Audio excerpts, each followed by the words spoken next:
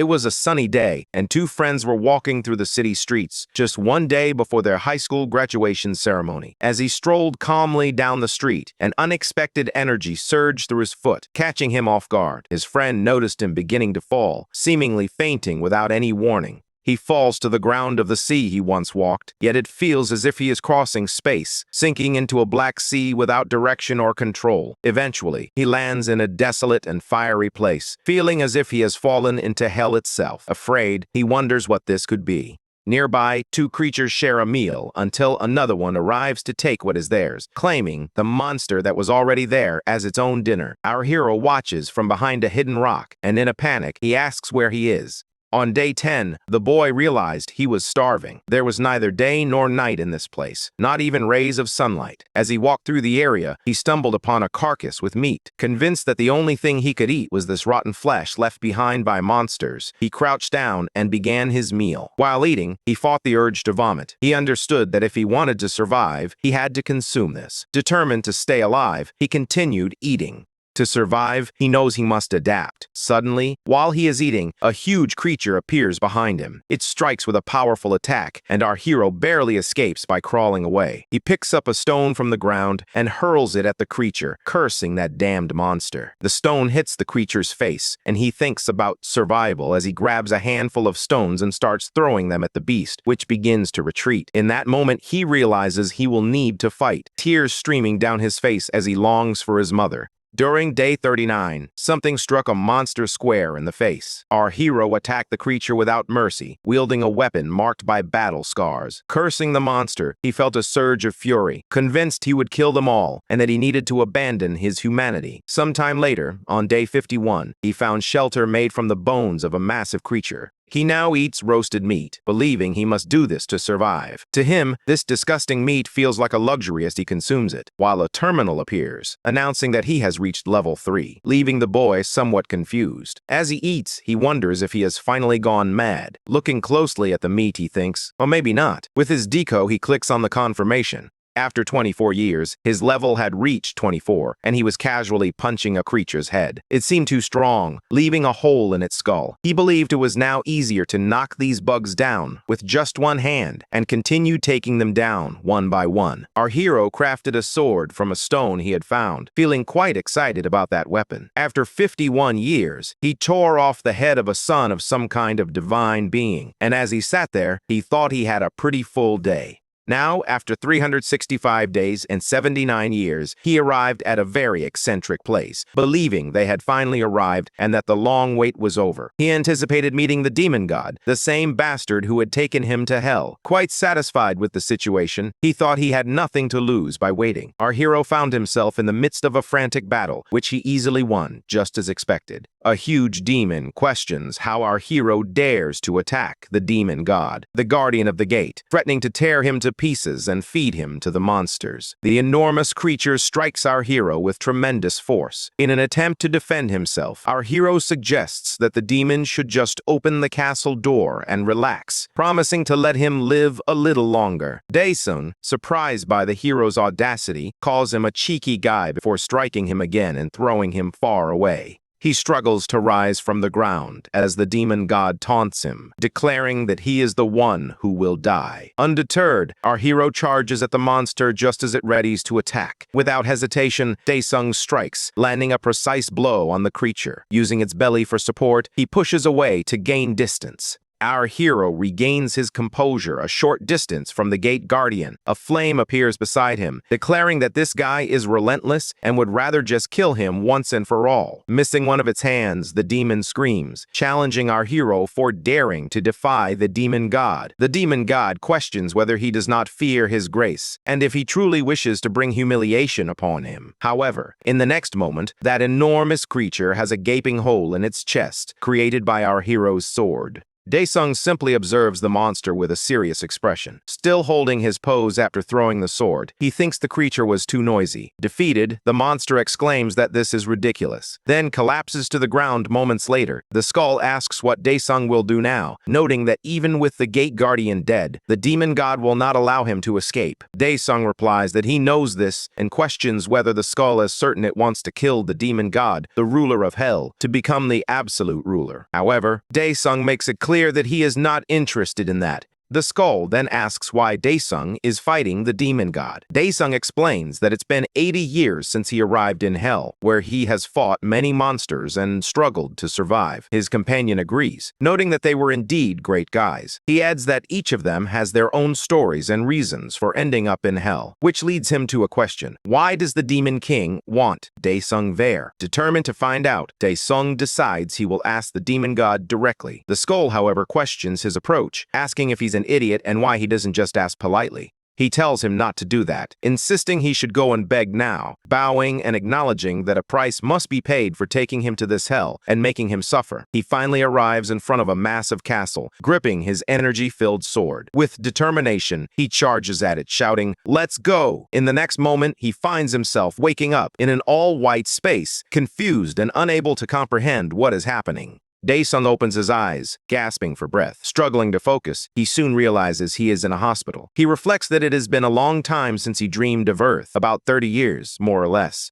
In terrible condition, he wonders why he is in a hospital. He realizes he cannot move his body and questions whether this might be a lucid dream, but unfortunately, he must be in a vegetative state. Nearby, a tray filled with drinks suddenly falls to the floor, and a woman appears shocked by what she sees.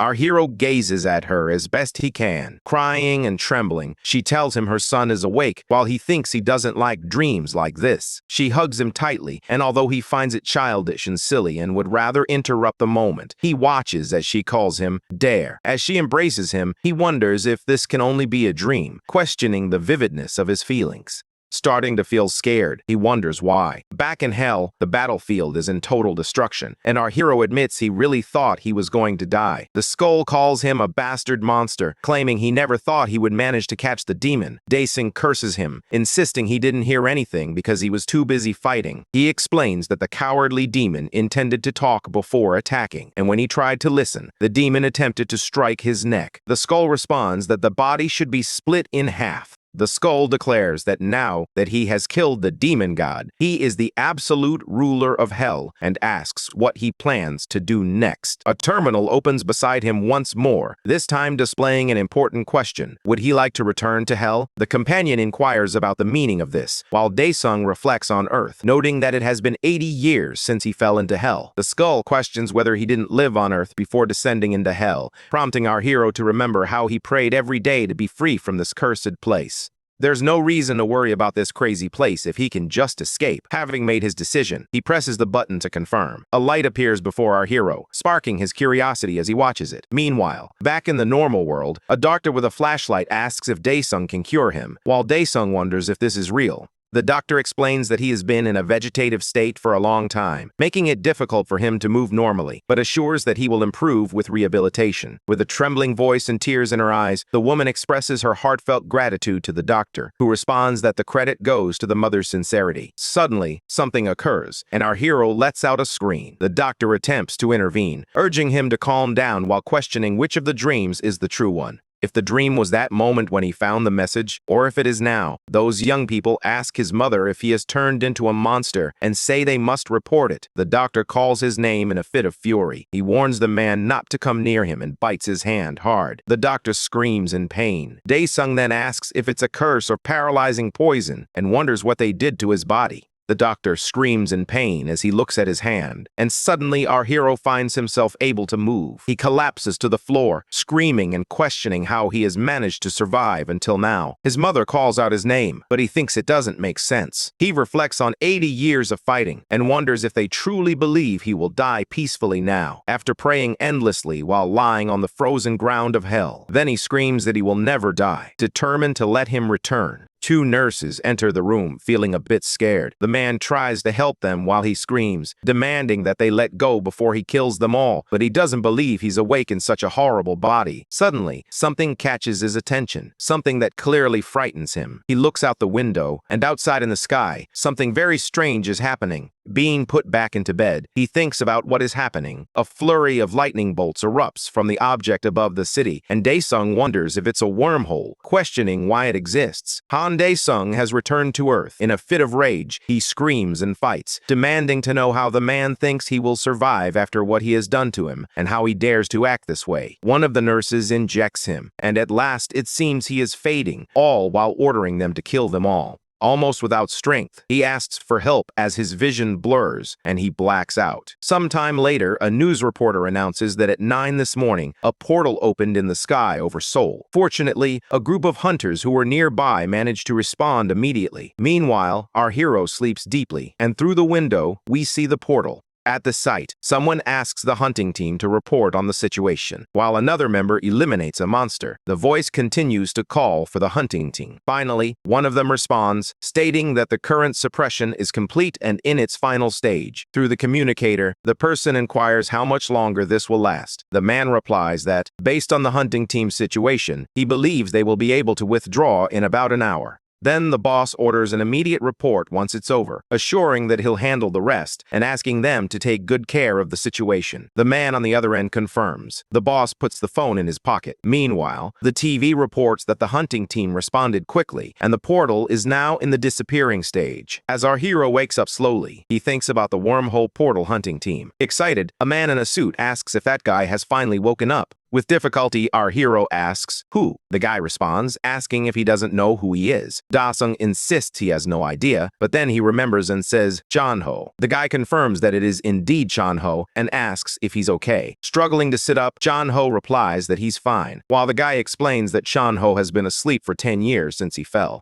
Without showing any expression, he reflects on the past 10 years. A decade ago, on the day of their high school graduation, the two friends were walking through the streets when something strange happened to the boy. Someone who had been in perfect health suddenly collapsed, falling to the ground beside his friend. As his friend called his name, he lay there, and since that day, he had been in a hospital bed for 10 years. With his eyes closed, he reflects, 10 years, but I was in hell for 80. In reality, though, it was only 10 years. Daesung expresses relief, prompting his friend to ask what he means. But our hero simply replies that it's nothing. Chanho adds that his mother has endured a lot during this time due to the hospital bills, which is why he has been working 2 jobs. Smiling, he encourages him to recover soon, assuring him that he's in charge now and that he doesn't need to worry about work. He'll find a job for him. Without showing any emotion, he says that's fine. Sometime later, someone is walking with a wheelchair. His mother asks if the weather isn't beautiful today.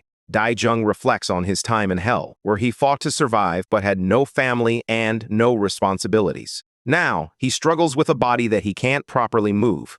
He believes reality is as cool as hell. Suddenly, our hero's mother becomes frightened when 2 rough-looking men appear, calling for the abjoma. They demand to know why she isn't responding if she isn't planning to repay the money she borrowed, warning that if someone stays underwater too long, they'll die. Terrified, she apologizes and assures them that she'll take care of everything by next month. The man says, next month, how many times have you said that before? Begging, she promises that this time will be different if he just gives her a little more time. The man curses, pulling her hand forcefully as he asks who said she could touch him. He adds that if she borrows money from someone, she doesn't have to pay it back right away. He questions whether it's because they talk gently and look nice. She pleads with him not to act that way in front of her son and insists that she truly will pay them next month, so please go away. The man mocks her, saying she's crying and embarrassing herself in front of her son. He adds that she needs to be beaten into submission, then punches her in the face. Our hero, filled with fury, calls them insects. One of the men asks what he said, and the other replies that he called them insects.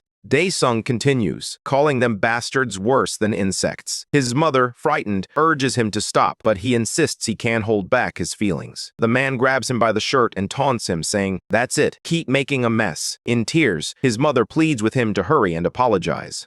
She insists that he doesn't know anything and is just a patient, pleading for him to be released. The man retorts that he doesn't care about what the patient knows, as all the money went to that bastard. Daesung then questions what the man plans to do, labeling them bastards worse than insects. The man asks if Daesung's brain is functioning, claiming his sense of reality is distorted. With a wicked grin, he taunts Daesung, asking who the real insect is, the worm who can't keep his mouth shut. In response, Daesung is sent sprawling across the floor. The guy insists that it's better to crush an insect. Our hero does his best to defend himself, but after kicking him, the guy demands that he say that again. Cursing the men, Daesung wishes he could have his normal body back. Meanwhile, the woman, in tears, pleads with her son and urges the men to stop. Enjoying the moment, the guy tells him to say that again. Daesung thinks they're a bunch of brats and that if they were in hell, these guys would be torn to pieces. Suddenly, a terminal appears in front of him, announcing that the initial mission has arrived and asking if he would like to accept it. If he refuses, he will receive no reward. Our hero is taken aback by this and contemplates the rival mission. While being beaten on the ground, he struggles to press the button. He just needs a little more. A terminal is open, but he doubts it helped him endure 80 years in hell, especially since he was the only one. Lying on the floor, he sees the man who was hitting him and wonders what's happening as he starts to get up. He realizes that everyone is frozen, as if time has stopped. He thinks this may have happened because he accepted the mission. On the terminal, it states that the mission is to recover the body, and he must reach the designated location within a maximum of 1 hour, receiving a restorative elixir and a jade body. He wonders what this elixir is and what the jade body entails, questioning if he will return to his original form. Looking ahead, he sees a red arrow pulsating with energy. As he crawls, it spins with force. He thinks that instead of anything else, he can return to normal, but he knows he must keep crawling. Suffering and groaning, he continues on his path. He curses his feet, lamenting that the one who conquered hell would be reduced to whining like this. He realizes that reaching his destination in the allotted time won't be easy, and this is not something he can endure through willpower alone. One must have a cold heart, as the system does not assign impossible missions. This mission is no different, instructing him to go to the designated place. With renewed determination, he commands himself to move forward.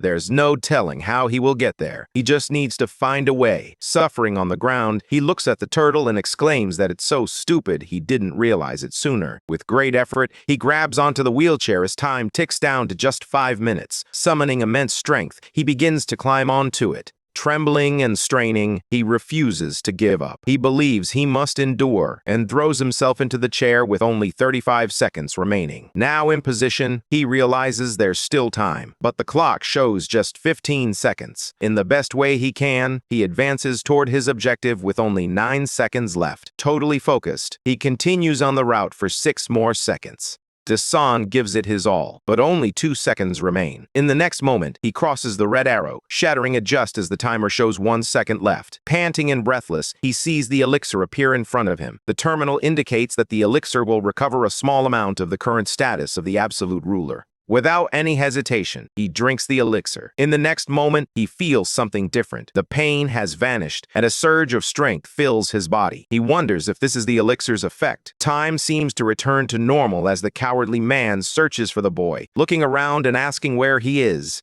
Security guards arrive, drawing attention and asking what the men are doing there. As they approach, Ajuma rushes to her son. The confused man wonders how he ended up in that situation. His companion tells them to leave, swearing under his breath. Reluctantly, they walk away, glancing back at the mother and son. Daesung watches the men walk away. Later that night, at the hospital, he wonders how that terminal window appeared out of nowhere. Lying in bed, he recalls trying to summon that terminal several times, though he eventually gave up after receiving no response. Our hero continues to lie there, reflecting on it, muttering, "Terminal window, mission, damn." He knows he needs to restore his body to normal as quickly as possible before the gangsters return. For that, he needs a mission. The Pantheon awaits its absolute ruler. Our hero senses that something is happening and wonders what it could be. Floating in unknown space, he questions where he is, and if this is all just a dream. As he contemplates, his feet begin to touch the ground.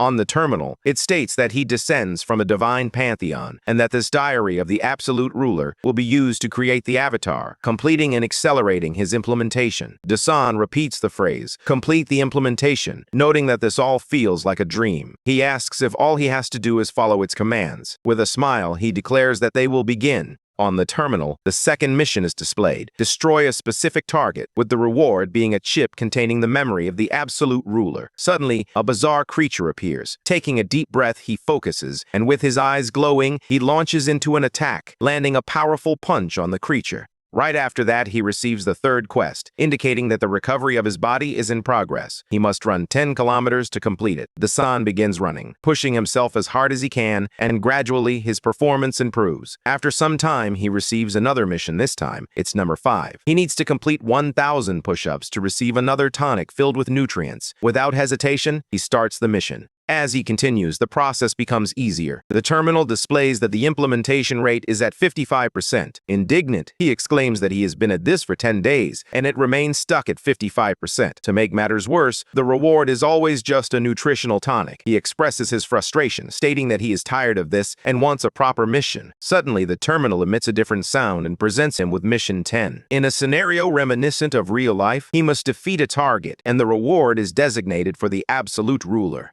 Daesung asks if the target is a screaming demon. Suddenly, a flurry of lightning bolts strikes the area, culminating in a massive energy beam that descends and hits the ground. From within that portal, a demonic creature begins to emerge as the boy wonders if this is also part of it. He recalls that he almost died to this creature in hell, and feels a sense of excitement at seeing him here. A huge creature appears before our hero as Gardy shows up, warring furiously. The enormous beast lunges at Daesung, launching an attack against him. Daesung defends himself as best he can, realizing that if he continues to take hits like this, his bones will turn to dust under the pressure on the ground. He leaps for the creature, this time taking the offensive. However, the monster is faster and strikes him in midair, sending him crashing to the ground. Our hero curses as he struggles to rise, wounded. He laments that he's being wrecked by a screaming demon, calling it utterly embarrassing. Without mercy, the creature prepares to attack again, unleashing a flurry of strikes on our hero. He dodges as best he can, but the monster soon finds an opening. With a swift motion, it grabs our hero, who groans as he feels the crushing grip. In that moment, he recalls the past and realizes how he was struck by the creature in hell. The furious creature squeezes our hero even harder, but suddenly, in a movement faster than expected, the creature's hand is sliced. Our hero then appears, wielding his weapon, and remarks that he had forgotten he could summon swords.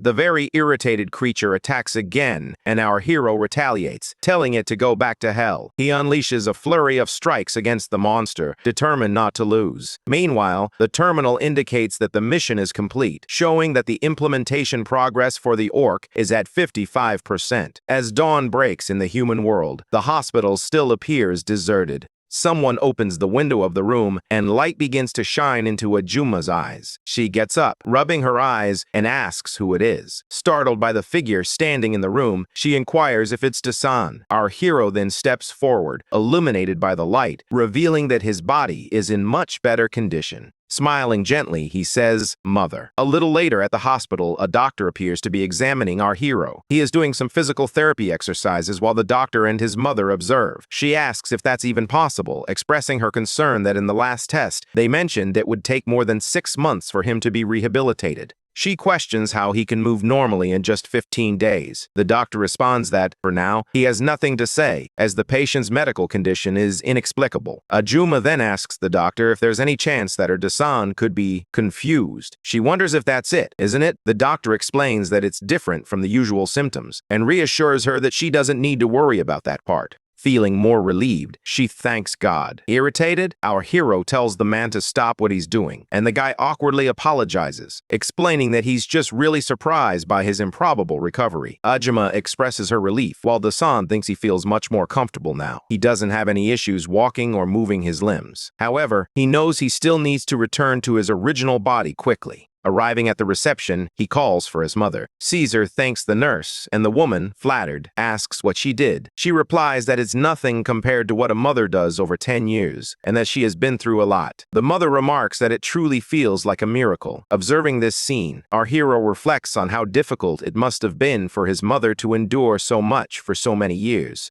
The nurse comforts Daesung's mother as she cries. Daesung feels the weight of that moment and resolves to protect her. Later, in the hospital bathroom, he stands in front of a mirror and whispers, "Pantheon." A terminal appears with the words, "Entering the Pantheon." In the next moment, he finds himself back in that alternate place. He asks if the implementation system can be faster. The terminal responds that he can freely select the difficulty of the missions and offers him a choice between easiest, easy, and medium. He thinks that somehow he will finish all of this at once. Finally, he responds to the terminal, labeled Hell. The terminal indicates that the difficulty has been set to Hell, and the surge of energy and rays begins to emanate from the sphere. It starts to crack completely, shattering into several pieces. From within emerges a person with a sword in hand. Playfully, our hero scratches his ear and remarks that it's not noisy at all. The man looks at him with a malicious glare, and when he realizes the situation, our hero becomes a bit startled. Surprised, he exclaims, "Oh, come on, no way this is happening." He realizes that the figure over there is himself. On the terminal, it displays the absolute ruler Daesung, who is a doppelganger, and he must fight this target to win. Daesung finds himself in another dimension facing his opponent. The boy explains that he received something due to the absolute ruler of hell. The copy, wielding his greatsword, charges at the enemy. Our hero appears surprised by something and defends against an attack from the other. Now with red eyes, the young man strikes from above, coming downwards. The original Han makes another defense, while the copy pulls back, raising sparks that force Daesung to shield his face. He shows that he has become angry. The enemy charges again, leaving no time for him to strike back. It's another overhead attack, but the young man is already in his defensive stance. He successfully defends against the blow. However, our boy senses that something about this situation is a farce. The other seems quite excited about the fight. In the next moment, a series of strikes occur, forcing the original to scramble to defend against them all. However, one of the blows lands, leaving him wounded. Fawful feels frustrated for not being able to handle the other's power and speed. Realizing that the longer the fight lasts, the more disadvantageous it becomes. The opponent appears ready to strike with his hand, and it looks like he's about to land the hit. With an open palm, the copy delivers a powerful attack. In the spot where the blow landed, a thick cloud of smoke rises, revealing the original crouch down. Our hero braces himself on his sword, which is embedded in the ground, as he struggles to stand while coughing. Covered in injuries, he remarks that the imposter is more authentic than the original, and he can't find any joy in that realization. His eyes turn red as the young man declares that his opponent will be defeated here and now. He then activates a power that envelops his body, known as naturalization. The copy appears ready to continue the fight. Suddenly, an intense flash like that of the sun erupts. The enemy charges once more toward him. His powerful downward attack appears to have sliced through an illusion. As the strike misses its target, the boy turns to the other side in search of him. Just then, hand seems to materialize where the illusion was. Approaching the copy, he asks which way he was looking while placing his hand on its face. With that hand, the hero pushes the other Daesung's head down to the ground. Using his strength, he keeps the other Daesung's face turned sideways toward him. Now he grabs his greatsword and prepares to deliver the final blow while his opponent raises an arm in a desperate attempt to defend himself. However, the weapon misses its target because the young man deftly dodges with a swift movement. A black blur races past the original, revealing the imposter who uses his speed to create distance and reposition himself. The boy flashes a wicked smile before activating a sinister power that manifests as black waves radiating from him. Surprised, Han realizes that his copy also has the ability to activate the naturalization power. With both hands gripping the greatsword, he charges forward. The two exchange attacks, and the battle remains at a stalemate. Irritated, Daesung tells Han to stop being such a pain, but the blows between them continue. Suddenly, something happens to our hero, and he looks upward. The blow strikes Han in the back, leaving him furious and unable to believe that his opponent has hit him. The other Daesung lifts the sword upward while still on Han's back, creating a massive wound. Han begins to sweat cold. In the next moment, he finds himself back in the hospital bathroom, looking exhausted and shaking. It feels like a significant amount of time has passed, as someone is knocking on the door. Han struggles to do anything, unable even to make a sound. A janitor, likely wanting to clean, stands on the other side and asks why the door is locked. As she reaches into one of her pockets, the woman mutters to herself that this doesn't make sense. She grabs a key that opens the bathroom and prepares to fit it into the handle. With the key inserted, she is ready to unlock the door. Meanwhile, back at the battle, Daesung struggles, thinking he can't possibly fight while kneeling and nursing his injury. Our hero is gravely wounded and realizes that if he loses, all his efforts up to this point will have been in vain. Pressing on his shoulder to staunch the bleeding, he reflects that he needs a way to defeat the other, or rather, himself in hell. A strange solution comes to his mind: the inventory. Returning to the hospital, he encounters Mrs. Kim, who is approached by someone informing her that she needs to go to the 3rd floor. She pauses her fiddling with the key and replies, "Oh, I forgot." The man insists that she should hurry, prompting her to grab her cleaning supplies while saying she's on her way. Our hero seems to have gotten lucky, allowing him to remain in peace and forgotten in the bathroom. Back to the fight, Han realizes just how dire his situation is, and suddenly thinks of a way to solve his problem. A terminal indicates that the inventory is active. Then, a blue circle resembling a portal opens beside him. The young man stretches out his arm and reaches into the hole. His opponent, Daesung, appears ready for another attack. Dragging his sword along the ground, Daesung tells him to wait and smiles,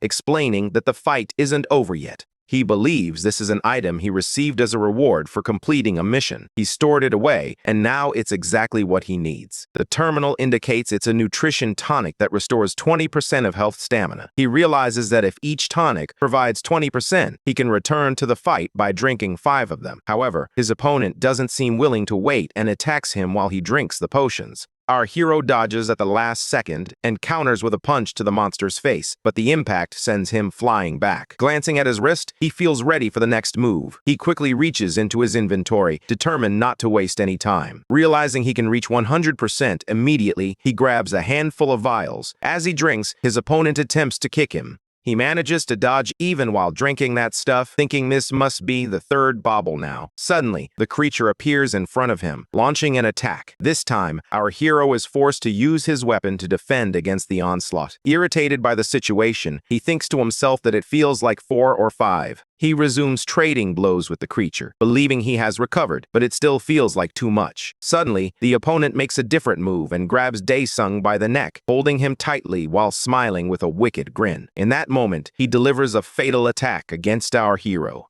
At that moment, he calls upon his inventory, and suddenly, the sword plunges into his opponent's belly. Confused, the opponent looks down and sees the sword emerging from the inventory. While our hero defends himself using his inventory, he delivers a fatal blow to his enemy. He finally falls to his knees on the ground. Daesung calls out the inventory again, expressing his relief that the move worked. He declares that the mission is finally over, and the terminal shows that his body has returned to its original state. The Jade body is at 100, fully restored, and now he can use the Hell system even in this world. Suddenly, something begins to happen around Daesung. He wonders what it is, and feels happy to have his strength back. However, he is covered in scars, which remind him of the hard work he endured in hell. Finally, he orders the system to let him out. The terminal displays that he has unread messages and asks if he would like to view them. Daesung responds to the terminal, confirming he wants to see the unread messages, and then clicks yes. It shows that Hell welcomes the new monarch and Daesung, but the absolute ruler has returned to Earth. Taking advantage of the vacuum left by the monarch, the Celestials sealed this place with the Stone of Earth. The demons captured by the Celestial Pantheon anxiously await salvation from their absolute ruler. He is surprised they are seeing this information and wonders if they are asking for help. Smiling, he tells them that he fought for 80 years to survive against those beings, and because he became the monarch,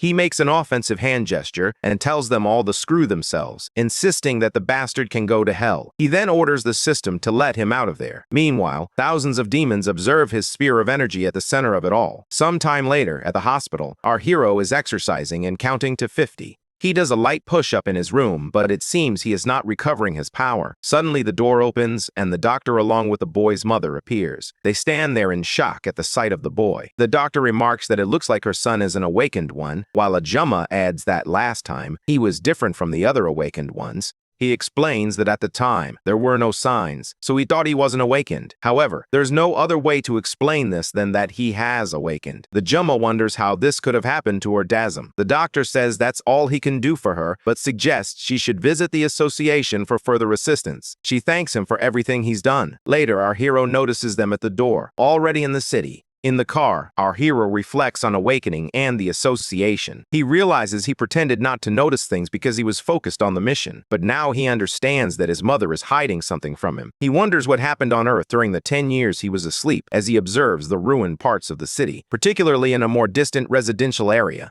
She tells him to wait, assuring him that she'll return through the door next to them. Our hero agrees. Inside, someone is taking money from a drawer. Daesung enters and sees a girl crouched there. Looking at her seriously, he asks, "Who?" The girl, caught by surprise, stares at him speechless. His mother suddenly appears and tells him that he needs to eat, asking what he wants to have. She then asks Yusu where she has been, mentioning that she didn't answer the phone and expressing how worried her mother was. Our hero is taken aback, reflecting on that name. He notices the empty drawer behind her. In disbelief, Ajuma asks if she has done it again. The girl hides her hands in her pockets, trying to conceal her emotions. Without glancing to the sides, he walks away. Daesung reflects on the years they spent apart, remembering her calling him Big Brother, and wonders how he could have failed to recognize his only younger sister. She remarks that he seems to be in good condition, while every day has been hell for them. As she walks past him, our hero remains there, lost in thought. Ajuma asks the girl where she's going again. Suddenly, from the front gate, someone yells for their mother to open the door. Our hero looks seriously in that direction while the mother becomes frightened. They threaten that if she doesn't open the door in 3 seconds, they'll come in anyway. While kicking the door, they shout for her to open it.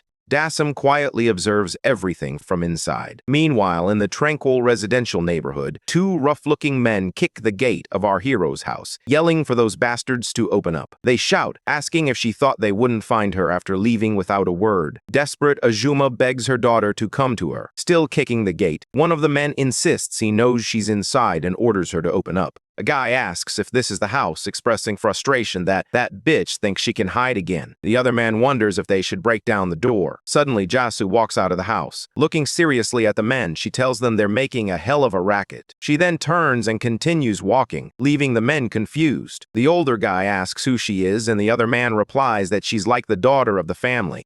With the door open, they ask her if she's home. The guy seems pleased with what he sees. She apologizes, explaining that she couldn't contact them because her son was discharged from the hospital today. She adds that what she has with her right now is just this. Suddenly, her wallet flies into the air, scattering money everywhere. Daesung yells for his mother while a man curses at her, demanding to know if she's home and questioning whether she thinks they came all the way for such a small amount of money. He hits her and throws her to the ground, leaving her a bit dazed. Our hero feels a surge of fury at the sight. Meanwhile, another man approaches and is taken aback to see his companion thrown at his feet. Kneeling down, he asks the man what's wrong. The beaten-up guy simply points forward, while the other looks at our hero and asks, "What? Who?" Daesung explains that he wanted to see those two, and they came to his house, leaving the man confused. Angrily, he demands to know if he's the bastard who couldn't even walk, adding that he's not worth his mother's money. As he approaches the man, he asks if he knows how he survived in hell. While the man dismisses this as nonsense, our hero grabs him by the face.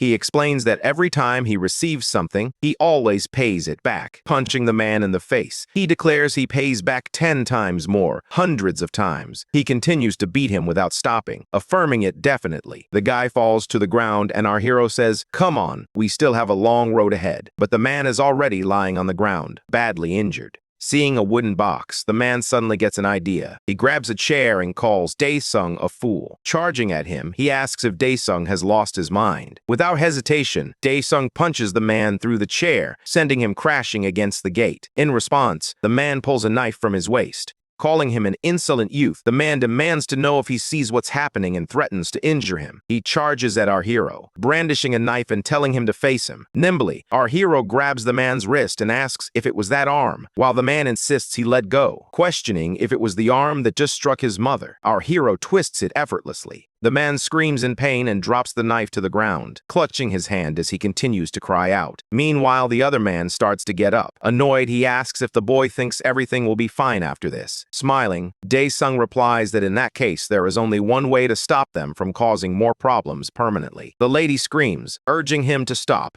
She tells Daesung to stop, while the two men take the opportunity to flee through the neighborhood streets. They jump into their luxurious car and drive away. The larger man asks if that was the same boy who had been in the hospital, and the other replies that it looks like he grew, but it's definitely the same person. Then he questions how someone who had been unconscious for 10 years could change so much. The thinner one wonders what they should do since the boss ordered them to handle it personally. In response, he says that's not the problem. The real issue now is how he's going to handle it. Spotting a girl walking nearby, he tells him to stop the car. The lady explains that he had a collapse and they went to several hospitals because no one could determine what was wrong. She sold the house and the store to cover the expenses. She expresses her hope that he would wake up soon, but ultimately lost the entire rental deposit and also took out loans from financial institutions. She explains that it was not easy to make the payments, not just the principal, but the interest as well. Daesung asks if Jinsu is still a student and what happened to her. The lady responds that Jinsu dropped out 2 years ago. Last year, she got injured while working in a restaurant, explaining that she wanted to help. She adds that her sister suffered a lot working at a gas station during the day and at a convenience store at night.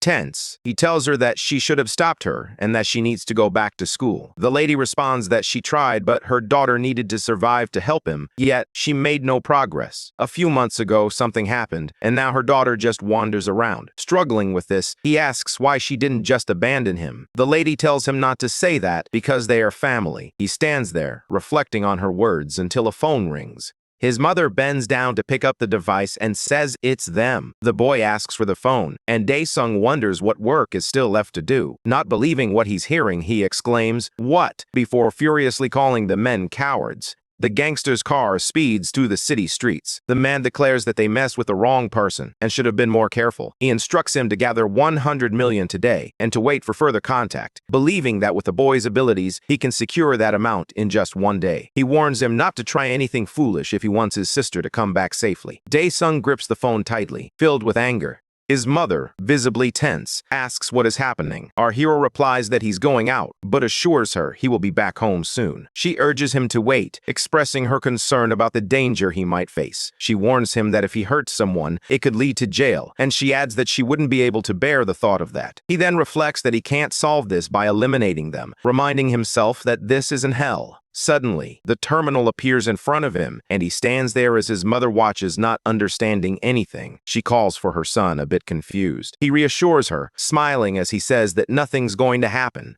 This adaptation reveals that he will receive a basic ability upon his return. Daesung, eager to get started, asks for the process to be quick as he clicks on the terminal. The terminal displays several abilities, including poison, stealth, hellfire, and summoning shadow specters. However, Daesung feels uncertain about which one to choose and realizes that none of the options truly appeal to him. Sometime later in the city, the kidnappers continue on their way. One of them wonders if the boy is even going to come there, while the other questions whether he knows where that is or what to do once he arrives, considering they have a hostage. Suddenly, energy bolts shoot out from the top of the elevator, and out of nowhere, the elevator shuts down. The big man asks if it blacked out and why the lights are blinking. Something begins to rise from the floor. He looks back, confused and startled to see someone emerging from the ground. Asking what that is, our hero appears, inquiring about what he just said. Daesung responds that he said he wanted money, so he's there to give him that money.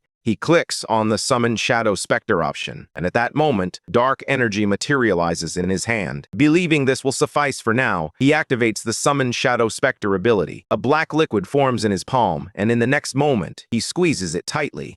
The liquid drips and falls to the ground, and then something begins to form right in front of him. He tears a piece of his clothing while recalling the fight he had. He instructs it to track the blood and open a path for him. After that, he throws the piece of clothing at the shadow. Moments later, he finds himself inside the elevator with the men and his sister. One of the kidnappers, irritated, launches an attack, but our hero swiftly dodges the blow. He then grabs the kidnapper's face and slams him to the ground, defeating him. The big guy calls him a bastard and asks if he's an awakened. His sister listens in, surprised by the exchange. Daesung then asks the man what an awakened is. As the elevator door opens, the man tells him not to talk nonsense, calling him a bastard once more. Yelling, he orders the guys to give the guest a beating, declaring that the bastard is an awakened one and they should go all in. Suddenly, Daesung strikes the man from behind, throwing him to the ground, defeated. One of the guys shouts to hold that bastard, and then all the men start advancing on our hero. Daesung steps forward imposingly, causing all the lights in the place to flicker and shoot out sparks. The first attacker tells him to die and lands a direct hit, but suddenly our hero transforms into a liquid, reappearing further ahead among the men. With a backward kick, he counterattacks the first guy, while another shouts at him, calling him a son of a bitch and telling him to die. Daesung easily dodges the incoming attack and delivers a massive punch to the man's face. Moving swiftly, he advances among the men, attacking each one with precision. The lights flicker as his power interferes with them. Within seconds, all the gangsters lie defeated on the ground. Daesung continues walking through the chaos, making his way back to the elevator where his sister awaits. He kneels down beside her and asks if she's okay, then removes the tape covering her mouth. He tells her she's going home, and his sister asks what he plans to do. Daesung replies that he will finish his business there and will meet her soon. As the elevator door begins to close, she stands there, surprised, watching him. He turns his attention back to the problem. The light flickers, indifferent to everything that has happened in that place. Several people lie on the ground, defeated. A stillness hangs in the air, with not even a mosquito in sight. Suddenly, someone appears, climbing the stairs. The person climbs with his hands in his pockets, the hood of his coat pulled up, and one sleeve torn. He lags a bit behind two others. A rough-looking group appears uncertain about something. The young man tells them that the others weren't even cockroaches. The group doesn't understand what he means by that. Our hero finds it frustrating how quickly the rest of the group has given up. Suddenly, a window shatters at the top of the building as it explodes. A tattooed person picks up someone else's phone to make a call. He tells the caller that he already asked them not to contact him while he's in the sauna. On the other end, someone insists there's a problem and urges him to come to the office. Yelling, the man questions whether he's a dog and how they dare to give him orders. The caller responds that it's urgent and pleads with him to come because there's a monster there. The guy stands there, gripping his phone tightly and feeling very tense, until he ultimately crushes the device. After getting up, he finishes destroying the entire phone. Meanwhile, back at the building, there's a broken window, and a few guys lie properly wrecked on the ground. In a nearby room with the door slightly ajar, our hero approaches another one of the bad guys. The trembling man pleads with him not to come any closer, but his request goes unheeded. Clearly terrified of the boy, Daesung stares at the man coldly. Suddenly, an entire wall is smashed apart, catching our hero's attention. The huge man comes running toward him, launching some kind of attack. In an instant, he reaches Daesung and grabs his face, then, with great force, slams him to the ground. With a grim face, he admits to making a big mess inside. He believes neither his mom nor Jinsu were surprised when he used his power. As the brute holds our hero's head to the floor, he demands to know where all his friends are. Daesung realizes they already knew these creatures existed, and he hadn't asked anything because he was focused on recovering. When he grabs the brute's arm, several shadows emerge, causing the man to notice and become frightened. He escapes from Daesung's grasp, leaving only a piece of his suit behind. As he backs away, the shadows advance toward him. Although the man is frightened, our hero regains his composure. Nim reflects on how this guy managed to do all that on his own. Daesung stands up and brushes himself off, then, with a different expression, asks the man if he is awakened or something. The guy declares there's no point in backing down now, so he's determined to send him to hell. With his best and most confident look, he asks, "Hell?" The big guy then taps into his power, flexing his muscles and tearing apart his fancy suit. Unexpectedly and in a flash, Daesung throws a punch at the man's face. That surprise attack completely devastates the buff guy's features. He screams, questioning if it would hurt less if he took off his clothes before getting hit, all while spinning toward the wall. Smashed against the wall, he wonders how he was defeated so easily. Furious, he thinks this is unacceptable. Just as he considers taking action, he receives a crushing stomp to the face. Stomping on the brute as if he were nothing, Daesung asks if that bastard knows what hell is. He adds that his family suffered greatly while he was gone. The man, aware that he has no chance, realizes this opponent is on a different level of awakening. His main priority now is to stay alive. Desperate, he begs for mercy and pleads to be spared, offering money or anything else the man might want. With a cold stare, our hero asks, "Money? Where is the money?" The man points ahead and replies that it's in the locker, just up ahead, assuring him it's safe. Daesung looks over and spots a locker nearby. He asks the man if he's serious and if he's really going to leave it there. He hopes the man won't go back on his word. As our hero approaches the locker to grab the money, the big guy seizes the opportunity to make his escape. Daesung watches him leave and warns him that he'll be in trouble if he doesn't get lost quickly. The guy screams an apology. In the parking lot, someone gets into a car. Nim, looking all messed up, calls the kid a bastard and insists that it doesn't matter if he's just a kid, he's going to kill him. Suddenly, our hero appears right next to the man's ear, reminding him that he forgot one thing, a password. The guy stutters, nearly crapping himself in fear. Daesung emphasizes how important this is to him, noting that the key point is he can visit the guy wherever he goes from now on. He then speeds off in the car, screaming with excitement. Meanwhile, on the rooftop, a portal opens and a shower of money falls to the ground. As he sees all that cash, he calculates it to be a total of 532 million won. He wonders how long he could live with that money and how many apartments he could buy in Seoul. In a busy store in the city, someone comments that they like the new top-of-the-line foldable phone and offers to pay 299 million won in cash. Daesung picks up the phone and asks, "This one?" The seller claims it's the latest model and the most popular among girls, offering to sell it for 1.99 million won. Thoughtfully, our hero reflects on the seller's words about girls. Adjusting his glasses, the man wonders if he has overdone it and mentions that if the boy feels pressured, there's an installment plan available. However, the boy surprises him by saying he'll take it. He then adds that he'll take both, throwing a brick of money on the table. The seller looks very happy, thinking it's wonderful. The man thanks the boy profusely. Back at his house in the quiet neighborhood, he arrives carrying his little shopping bag. With a smile, he sets it down on the computer table. Someone yells to Daesung that it's time to eat, but he replies that he needs to go out. His mother opens the door and asks, "What? Where?" However, it seems he has already left, and she continues to wonder where he might have gone. Later, as night falls over the city, the atmosphere remains lively. Someone arrives at a local shop, and Chanyo waves from a table, calling out to Daesung that he's over there. Our hero smiles and waves back. Surprised, the guy thinks Daesung looks like a different person than the one who was in the hospital. The friends enjoy a delightful dinner together.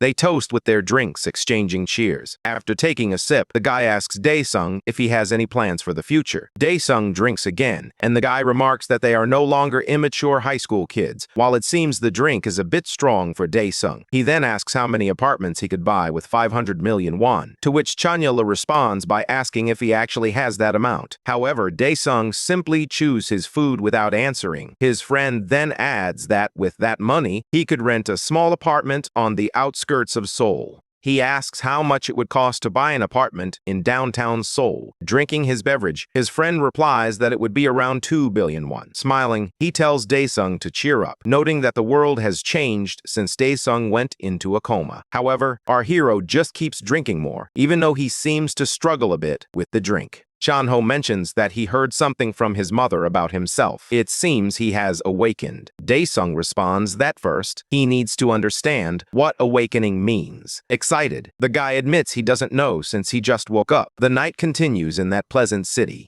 He explains that sometime after he fell into a coma, portals suddenly began to appear. Initially, these portals were investigated and controlled. However, one day, monsters began leaping out of the portals, causing them to fracture. The creatures started attacking humans, prompting a desperate fight back with all kinds of weapons. Unfortunately, human weapons didn't seem to have any effect. The damage continued to escalate. Daesung asks if normal weapons and cannons were ineffective. Chanho responds that he can assume regular weapons don't work, and over time, they discover that only aura weapons crafted from materials left behind by monsters are effective. The individuals who can wield aura weapons are known as the Awakened. He adds that he is one of them. Looking at his phone, Daesung claims he's an awakened one, just like him. His friend then asks if he bought a foldable phone. Our hero responds, wondering if it's not cool, explaining that the seller told him it was a top-end device. With a smile, the boy remarks that the phone looks like it was released as a freebie recently and questions whether Daesung is sure he actually paid for it. Realizing he got ripped off, our hero feels embarrassed as his friend teases him.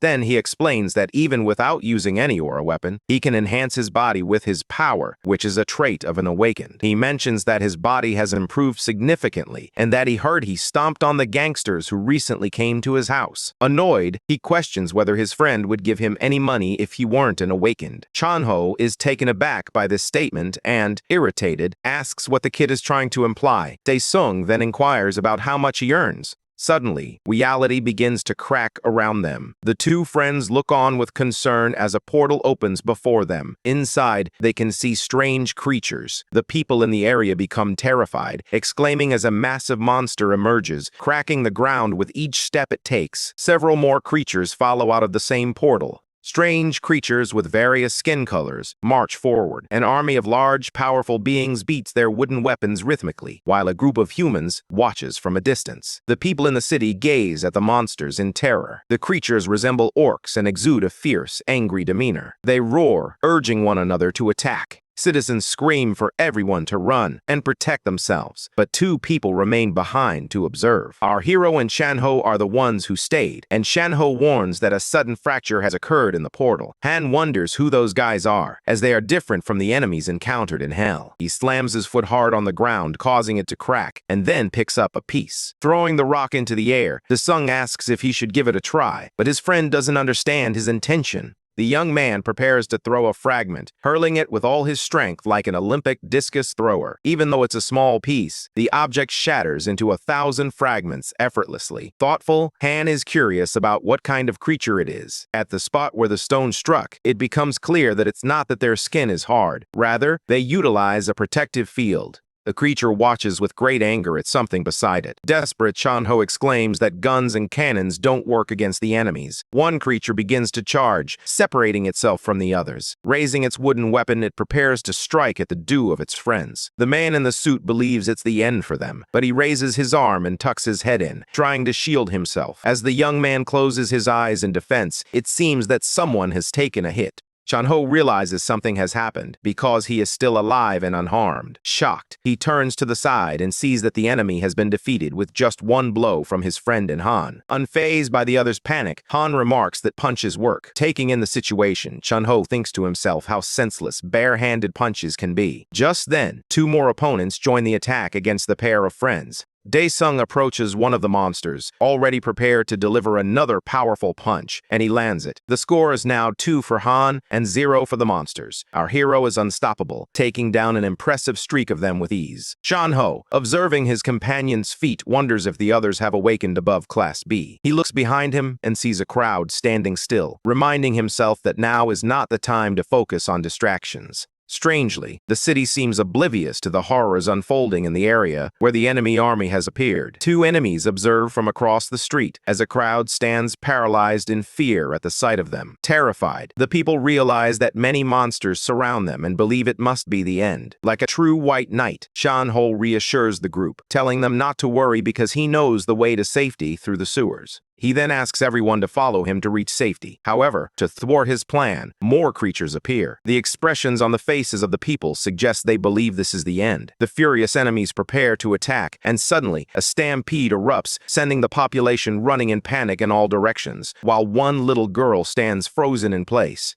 The creatures charge forward without concern. A child, crying in terror, calls out for her mother. As the beasts reach a group of people, they scream, begging for someone to save them. One enemy is now poised to strike the trembling little girl. She is slightly hunched over, her face soaked in tears, and her feet are so high off the ground that she no longer even calls for her parent. The creature brings down its hammer to strike the girl, but she is confused when it doesn't hit her, as Shanho leaps in to pull her out of the way. In the next moment, a powerful blow strikes the creature from the side, shattering its teeth. The attacker is Daesung, who defeats the beast with an incredible Mii strike. Relieved, the man in the suit is happy to reunite with his friend and shields the little girl so she won't see everything that just happened. The enemy collapses to the ground with a loud crash, resembling a falling tree, while the young man lands on his feet beside it. Han tells his friend that he's still in the opening and urges him to hurry and get out of the way. Chanho smiles in gratitude, thankful that the boy has saved both of them, and realizes he needs to escape quickly, even as the child continues to cry. Meanwhile, the man in the suit shouts for everyone to hurry to the sewer because there's no more time. Meanwhile, in another part of the city, cars pass by on the street. Someone is streaming live on their phone, asking if others can see what they're witnessing. The citizen is showcasing our boy as he takes down enemies on the sides of buildings. In the chat, viewers are amazed by Han's performance. One person asks if it's real, while others express their shock at him handling alone. The guy filming explains to the audience that he came down from the building after hearing they were surrounded by monsters. The boy realizes that Daesung is in a dangerous situation, and he truly is, as new enemies keep appearing. The worker yells while still recording that there's one monster after another. Han, unaware of the danger, takes a massive hit to the torso, a blow that sends him flying and crashing into the side of a parked car nearby. Seeing this happen, the young man imagines there's no way to survive that hit. Our hero sits with his back against the car and his head lowered. Once again, the chat goes wild, with everyone wondering if the boy is alive, and someone mentions they won't play a tribute song just yet. For a moment that feels eternal, Daesung still hasn't started moving, leaving everyone to wonder what will happen next. Meanwhile, the manhole cover lies beside the entrance to the sewer. Down below, a desperate woman discovers a child who seems familiar to her. The girl runs toward her, revealing that the woman is her mother, the same one the little girl had been calling for while they were on the street. Shannibal feels grateful for having helped her reach this moment. The child apologizes for wandering off, and the man in the suit feels he has accomplished his goal of reuniting them. A man then asks the young guy if he really plans to return to the surface, leaving him momentarily unsure of how to respond. Then the boy remembers his friend, who is still up there fighting all those evil creatures. Our hero lies slumped against the car as the monsters approach. One of the creatures gets closer and he doesn't react. The guy tells Mimit it looks at him with an evil glare. That guy tells Mimit it looks dangerous, and in the chat, they say it's the end, that the guy did his best and may he rest in peace. Grabbing its club, the creature prepares to strike, hitting our hero directly. The boy watching covers his eyes to avoid witnessing the impact. As the creature's attack devastates everything in its path, it is taken aback by what it sees. The car is completely wrecked, but our hero is nowhere to be found. Suddenly, Daesung appears behind it, striking down the other monsters. He declares that the big bro is alive, but it's really him. No way. Daesung thanks the creature, stating that, thanks to it, he managed to restore his mana to a certain point. With a smile, he says, "No pain. I will give you a painless death," and charges at it with a swift move. As he takes down some monsters along the way, the chat fills with requests to zoom in because the image isn't very clear. He mutters to himself, frustrated, wondering if they want him to go to hell. Just then, one of the viewers offers 5 million, and he's shocked, realizing it could be 5 million, or even better, 10 million, while the chat goes wild with excitement. Nervously, he thinks that it doesn't matter how good the money is. How could he possibly go over there? Facing all those monsters, our hero reflects that mana consumption is no joke. Dodging a creature's attack, he prepares to strike, landing a punch on the monster's chin. Daesung rises with his attack, lifting the opponent's head along with him. Nearby, the chat continues to offer various items in exchange for a good photo, while others simply enjoy the video. One viewer even asked for more information via email, offering to pay for it. The boy seems to be doing very well. Several notifications start popping up on his device as he insists that he's not going. One message states that in addition to the photo deal, if he can provide detailed information about the guy, he'll receive a 40 million won bonus, so he should get in touch. Happy as ever, he wonders about the 20 million elsewhere. In a tall building, someone watches and comments that it first goes up to 20 million and then to 40 million in the future. A smiling man says the YouTubers are coming, while another mentions that his clan is heading to the scene, suggesting they might join him. With a smile, he shares that he was a scout for a long time but has never felt like this before, noting that the guy is really strong. Back at the combat scene, our hero stomps on the creature and looks around at the other monsters. Those creatures appear to be scared of him, mocking them. Daesung comments that the bugs are frightened when, suddenly, something strikes one of their heads. It turns out to be one of the larger creatures approaching from behind. It stares down our hero defiantly. Nearby, the boy thinks that's a lot of money to turn down and urges the guy to look over there. From behind the car, hidden from view, he insists that this is a once-in-a-lifetime opportunity. The monster points its finger at our hero, commanding the attack. Daesung curses, realizing that they keep coming endlessly and that his mana is nearly drained. Suddenly arriving next to the guy, Chanho asks what he's doing and why he hasn't evacuated yet, nearly giving the guy a heart attack. The support gear, including the phone and microphone, crashes to the ground. He questions whether the guy is crazy for being in that situation. In the chat, people are asking what's happening, wondering about the chicken guy, and telling him to rest in peace. Grabbing the man, he commands him to get inside the building quickly. In his desperation, he thinks, "Ah no, my money." As he looks at his gear being left behind, he curses and swears at the situation. Suddenly, the foot of a creature crushes everything in its path. The chicken guy and Shan-ho watch the approaching monster in fear, and it appears that the chicken guy has a breakdown. Desperate, Shan-ho pleads with him to snap out of it, asking what's going on. The creature, indifferent to its surroundings, prepares to attack. Fortunately for them, this monster also loses its head when something swiftly passes by and takes it away. Shan-ho watches in complete shock as he turns to his friend, who is perched atop a pile of monster corpses. Excited by the situation, Daesung says, "Nice try." He asks why Shan-ho came back, and his friend explains that he returned because he was worried. Daesung mentions he has somewhere to go for the next 20 minutes, and asks if Shan-ho can wait. Shan-ho responds that it's fine, as the clans should arrive soon. Noticing Daesung's curiosity, he adds that they can talk about anything Daesung wants to know when he returns. On the terminal, it indicates that the implementation was 100% completed. Due to the massacre, the Pantheon items can now be used in the present world and prompts him to enter. Our hero confirms on the terminal, and a portal opens in front of him, leaving his friend in shock. He wonders how the guy can open portals and what the hell happened to him. Daesung steps through the portal, arriving back in the Pantheon once again. He says he can't leave his body in this state because of those fries, and asks it to inform him about the status of his mana. The terminal displays that the mana of the Absolute Ruler is currently implemented at less than 10%. He thinks this situation is frustrating and realizes it wasn't the weapon's fault. He then asks it to quickly explain how he can increase his mana. In response, it tells him to please organize the diary of the Absolute Ruler. After that, time and place will be organized into a quest with a proportional reward upon completion. Daesung asks if this means the diary he wrote in hell, the one he kept every day to stay sane. The terminal then prompts him, asking if he would like to organize his diary. He replies yes, and suddenly, a book appears before him.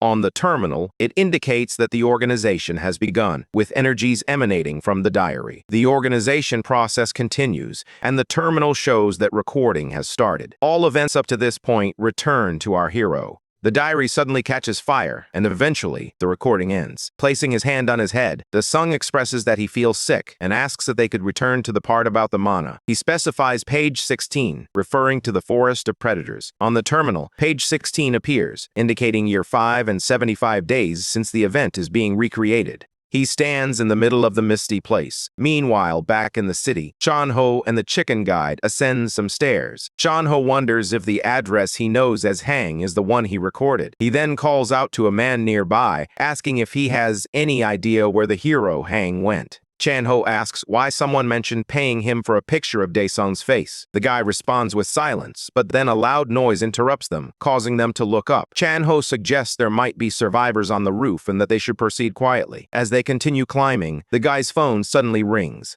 He grabs the device to see what it is. A message from Jun Young, the leader of the Soul Clan, appears, stating that since it's the weekend, they will be delayed in arriving and urging him to evacuate the area quickly. Filled with worry, he hopes his friend returns soon. Meanwhile, in that alternate world, Daesung waits. The terminal indicates that the Forest of Predators has been recreated, but due to the dimensional seal, information about this place cannot be displayed. Our hero realizes he is feeling very calm. The terminal indicates that the mission difficulty is medium, and he needs to eliminate the celestial beings occupying the forest, with the reward of increased mana. He stands there, wondering where they are, completely unaware of the huge creature emerging nearby. The being announces that it has detected an unidentified intruder and intends to remove it. Suddenly, it launches a beam at our hero from above. Daesung successfully dodges the attack as the beam passes by. He maneuvers through the area, suddenly stopping a short distance ahead. The celestial creature observes him closely. On the terminal, it identifies the creature as the White Colossus of Justice, a mechanical life form, and explains that it is an autonomous weapon created by the beings of paradise. Our hero recalls visions of paradise while observing the monstrous creature. The enormous beast charges once more, launching an attack. The celestial being's fist strikes the ground, but misses its target. Realizing he's running out of time, he resolves to finish the battle swiftly. He delivers a powerful blow to the creature.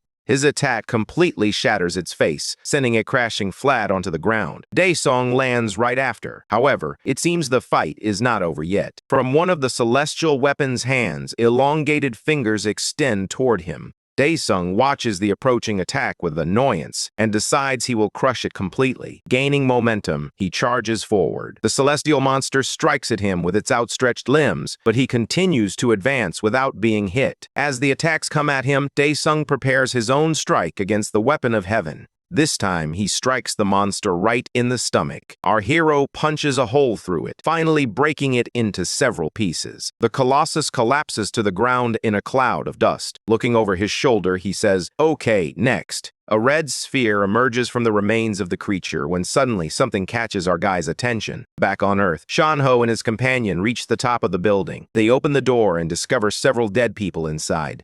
The guy looks at the scene worriedly while the boy behind him appears terrified. Together, they gaze at the pile of dead bodies on the rooftop. Among them, one person is in a dire state, but still alive. The boy asks if that person is still breathing, and they rush over to the man leaning against the ledge. Shanho crouches near him and asks if he's okay. With difficulty, the man responds that he could be. The guy leans in, asking what he means. The man then completes his thought by saying, "behind." Shanho is shocked by the revelation of that last word. Meanwhile, from atop the building, a huge demon watches him as he swallows hard. The monster gazes at him with an evil stare. The attendant insists they need to move him, but Shanho replies that it's too late and he must remain still until instructed otherwise. Reluctantly agreeing, he asks what he saw. When he realizes the truth, fear grips him. The enormous demon continues to watch them intently. Shanho tells him to wake up and jump to the door when he says he doesn't want to be torn apart there, urging him to get a grip. Still very scared, the boy manages to come to his senses. Suddenly, that huge creature roars from above and leaps down. At that moment, the guy yells, "Now!" Meanwhile, in the forest of predators, our hero observes the red sphere filled with energy. Curious about the situation, the sphere announces that it is beginning its self-restoration. Daesung grows concerned and questions the process of restoration. The sphere reveals that it is currently at 10% completion and that it has finished analyzing the intruder's attack pattern. As a result, the performance of the main body will be enhanced.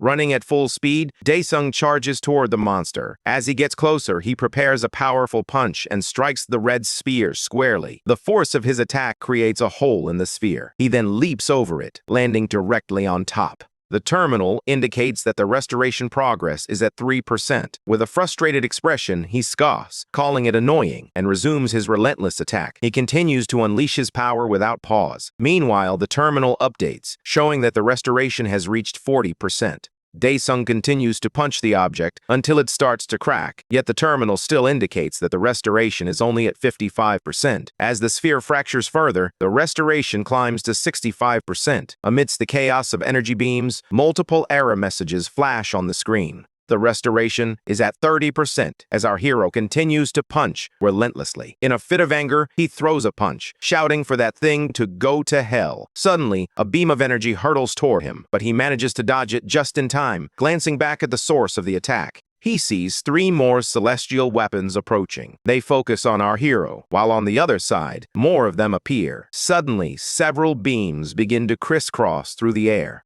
Daesung skillfully dodges, leaping off the sphere to evade the energy beams. As he lands on the ground, he begins to regain his composure, cursing as he glances at his new enemies. The terminal warns that the restoration is at 95%. With renewed determination, he charges forward once more. The divine machines begin firing their beams at him, but our hero increases his speed, evading their attacks and leaving them without a target. He charges once more at the machine that is almost fully recovered, fury blazing in his eyes as the terminal displays a 98% recovery progress. Daesung delivers a powerful blow, creating a massive hole in the creature. The celestial machines surround the area, observing intently. Steadying himself on the ground, our hero braces himself after unleashing such force. He thinks there seems to be no end to this struggle and that he needs to find another solution. It dawns on him that he should examine the recorded memories, as there might truly be a way to end this. He places his hand on his head, feeling a tingling in his brain that quickly turns to sickness. Suddenly, something comes into his awareness, and he remembers saying that maybe it's possible. Shanho yells for the guy to run to the door, and the boy obeys in fear. Meanwhile, the creature jumps down from above the entrance, screaming and brandishing its weapon, as the two of them run for their lives.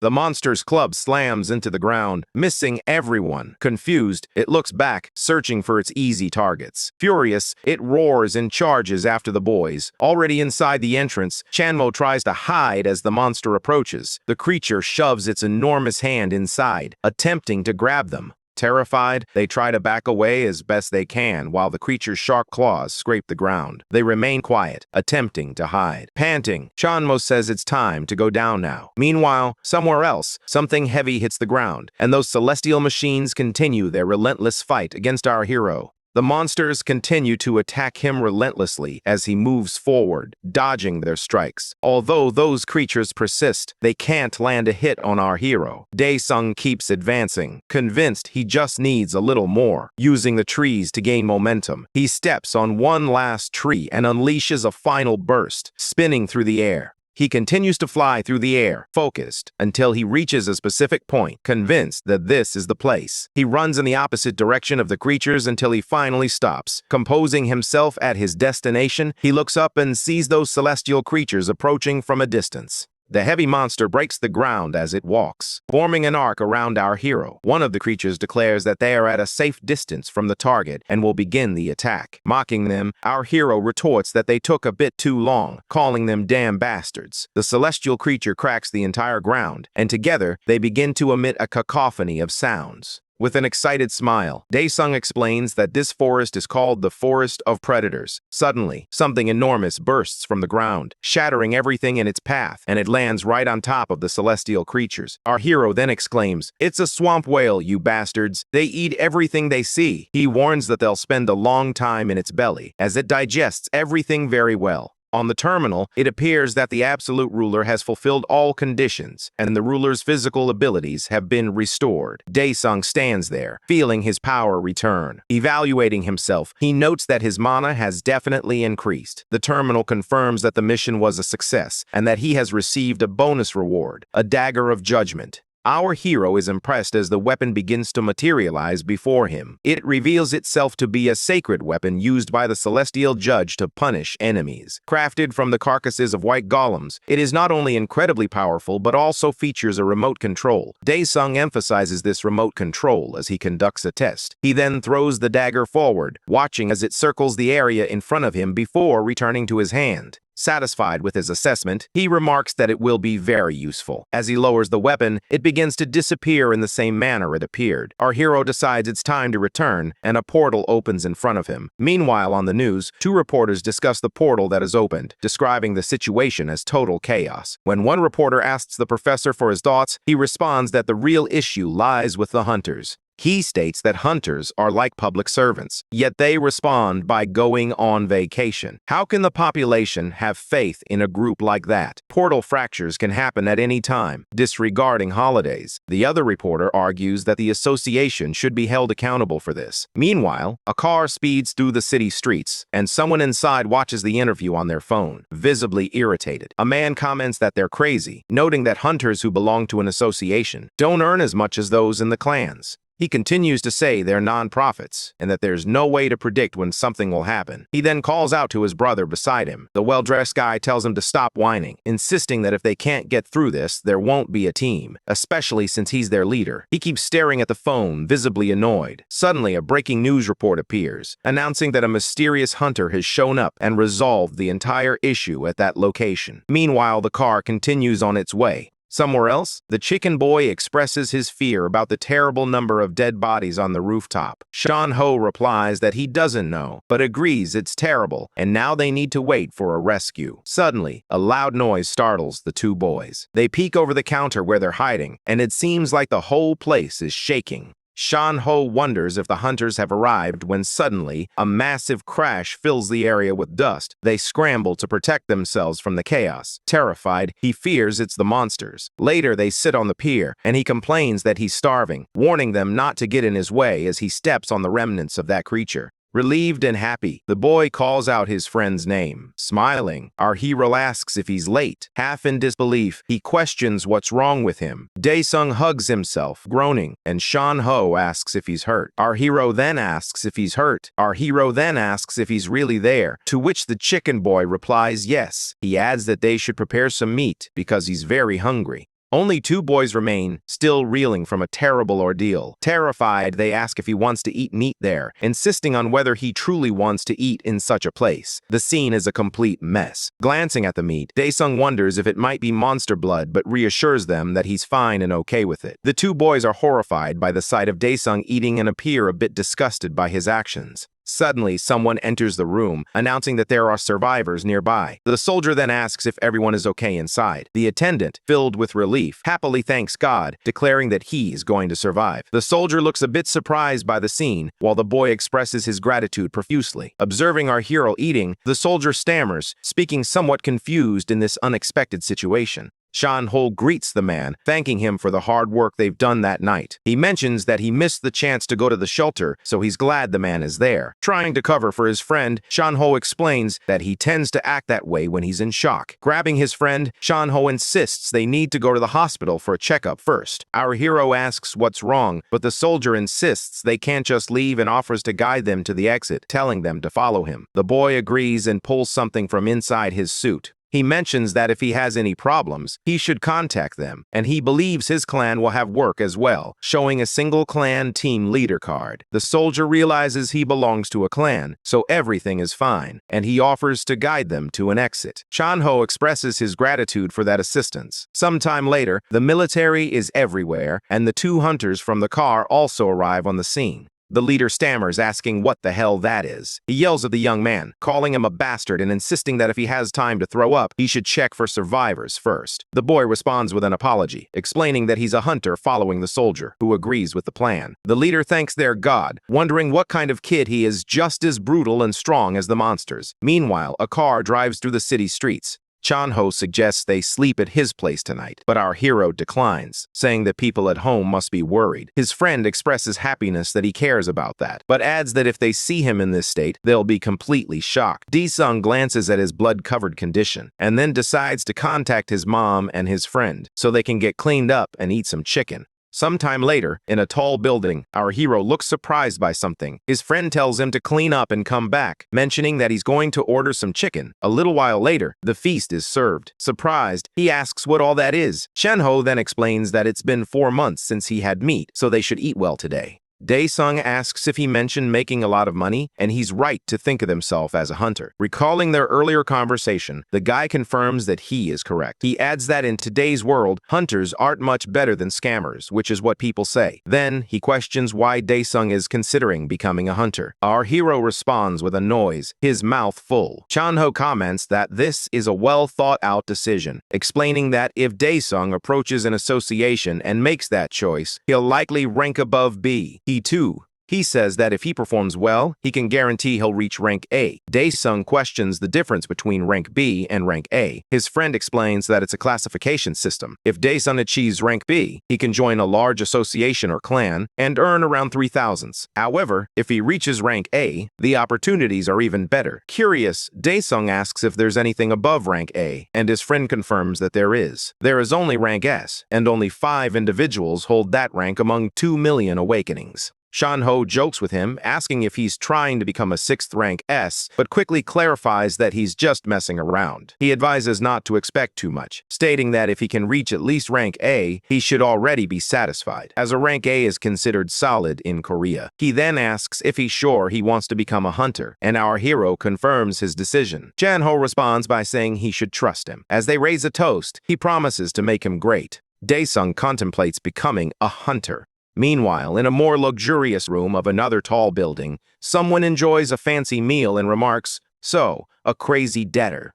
He adds that the other man should listen while he eats, and that they'll try again. Then he repeats his statement. A frantic debtor questions if he's suggesting that his organization was destroyed by that man. The other man in the room confirms it. Wiping his mouth, the guy remarks that if that's true, it's embarrassing. He then asks, if he could barely survive, why didn't he just run away? "Why have you bothered coming to tell them?" The man tries to respond, stammering. Fearfully, he manages to answer that there's nowhere to go. That's Lee Sik, the general of the Hongma clan, and he says it would be foolish for a gangster to go to the police, right? The man, scared, stammers, yes, yes. He questions why he has been trembling so much since earlier. Is it because of the gangster looking at the man who lies dead on the floor? That guy is dead there and parts of him are missing. The gangster looks at it, trembling even more. The general stands beside him, his hand resting on the man's shoulder as he observes the scene unfold. The gangster begs, pleading for his life, asking them not to kill him. The leader responds that it's fine. They just need the money they were supposed to collect, while the gangster can only stammer in response. The general insists that it doesn't matter how much was stolen from the office, claiming he still has hidden funds. The man, however, protests that he doesn't know the details because he was in the back during the incident. Tension fills the air as he insists that this is the truth and pleads for the general to believe him. The general watches him intently and, with a smile, replies that he does believe him. The gangster, stammering and sweating profusely, expresses his gratitude. The general then says he is grateful too, and suddenly, with a burst of energy, he smashes the man's head. The man looks coldly at the gangster as liquid gushes from the eliminated man. Covered in blood, the general steps away and then turns his attention to the document on his desk. Picking it up, he asks someone to take care of that guy. The image on the documents features our hero, who emphasizes the importance of taking care of him properly. A person in the corner of the room responds affirmatively. Sometime later, at the Korean Hunter Association, marked by the initials KHA, our hero arrives. Shanho says he should first go to the hall and inform the staff that he's there for an awakening test, and then they'll guide him from there. Daesung agrees, reminding him not to forget to use proper titles. If he speaks informally to anyone, he might come across as a crazy person. Shanho nods and assures his friend he understands, while Daesung adds not to cheat. He wraps up by saying he's going back to work and tells Shanho to message him when the results come out. Looking at his proud friend, he admits he's nervous. Meanwhile, our hero strides confidently toward the building. He notices some staff members smoking and drinking outside. He sees others nearby, thinking they look like people who have come to be tested. As he walks by, he passes a man who appears upset, muttering that this is embarrassing.